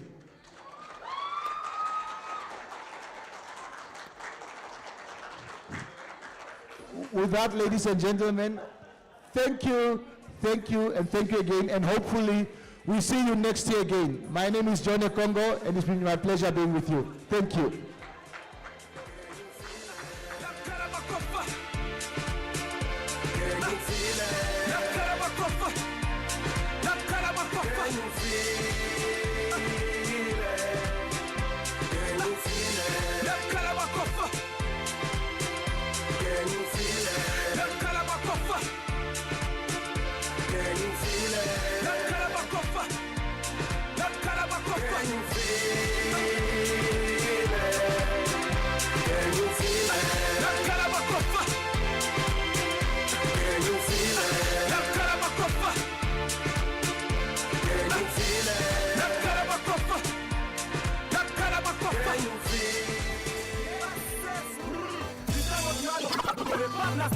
Dieu, puis réponse au décalé, les habits sont ça, quand c'est des gars,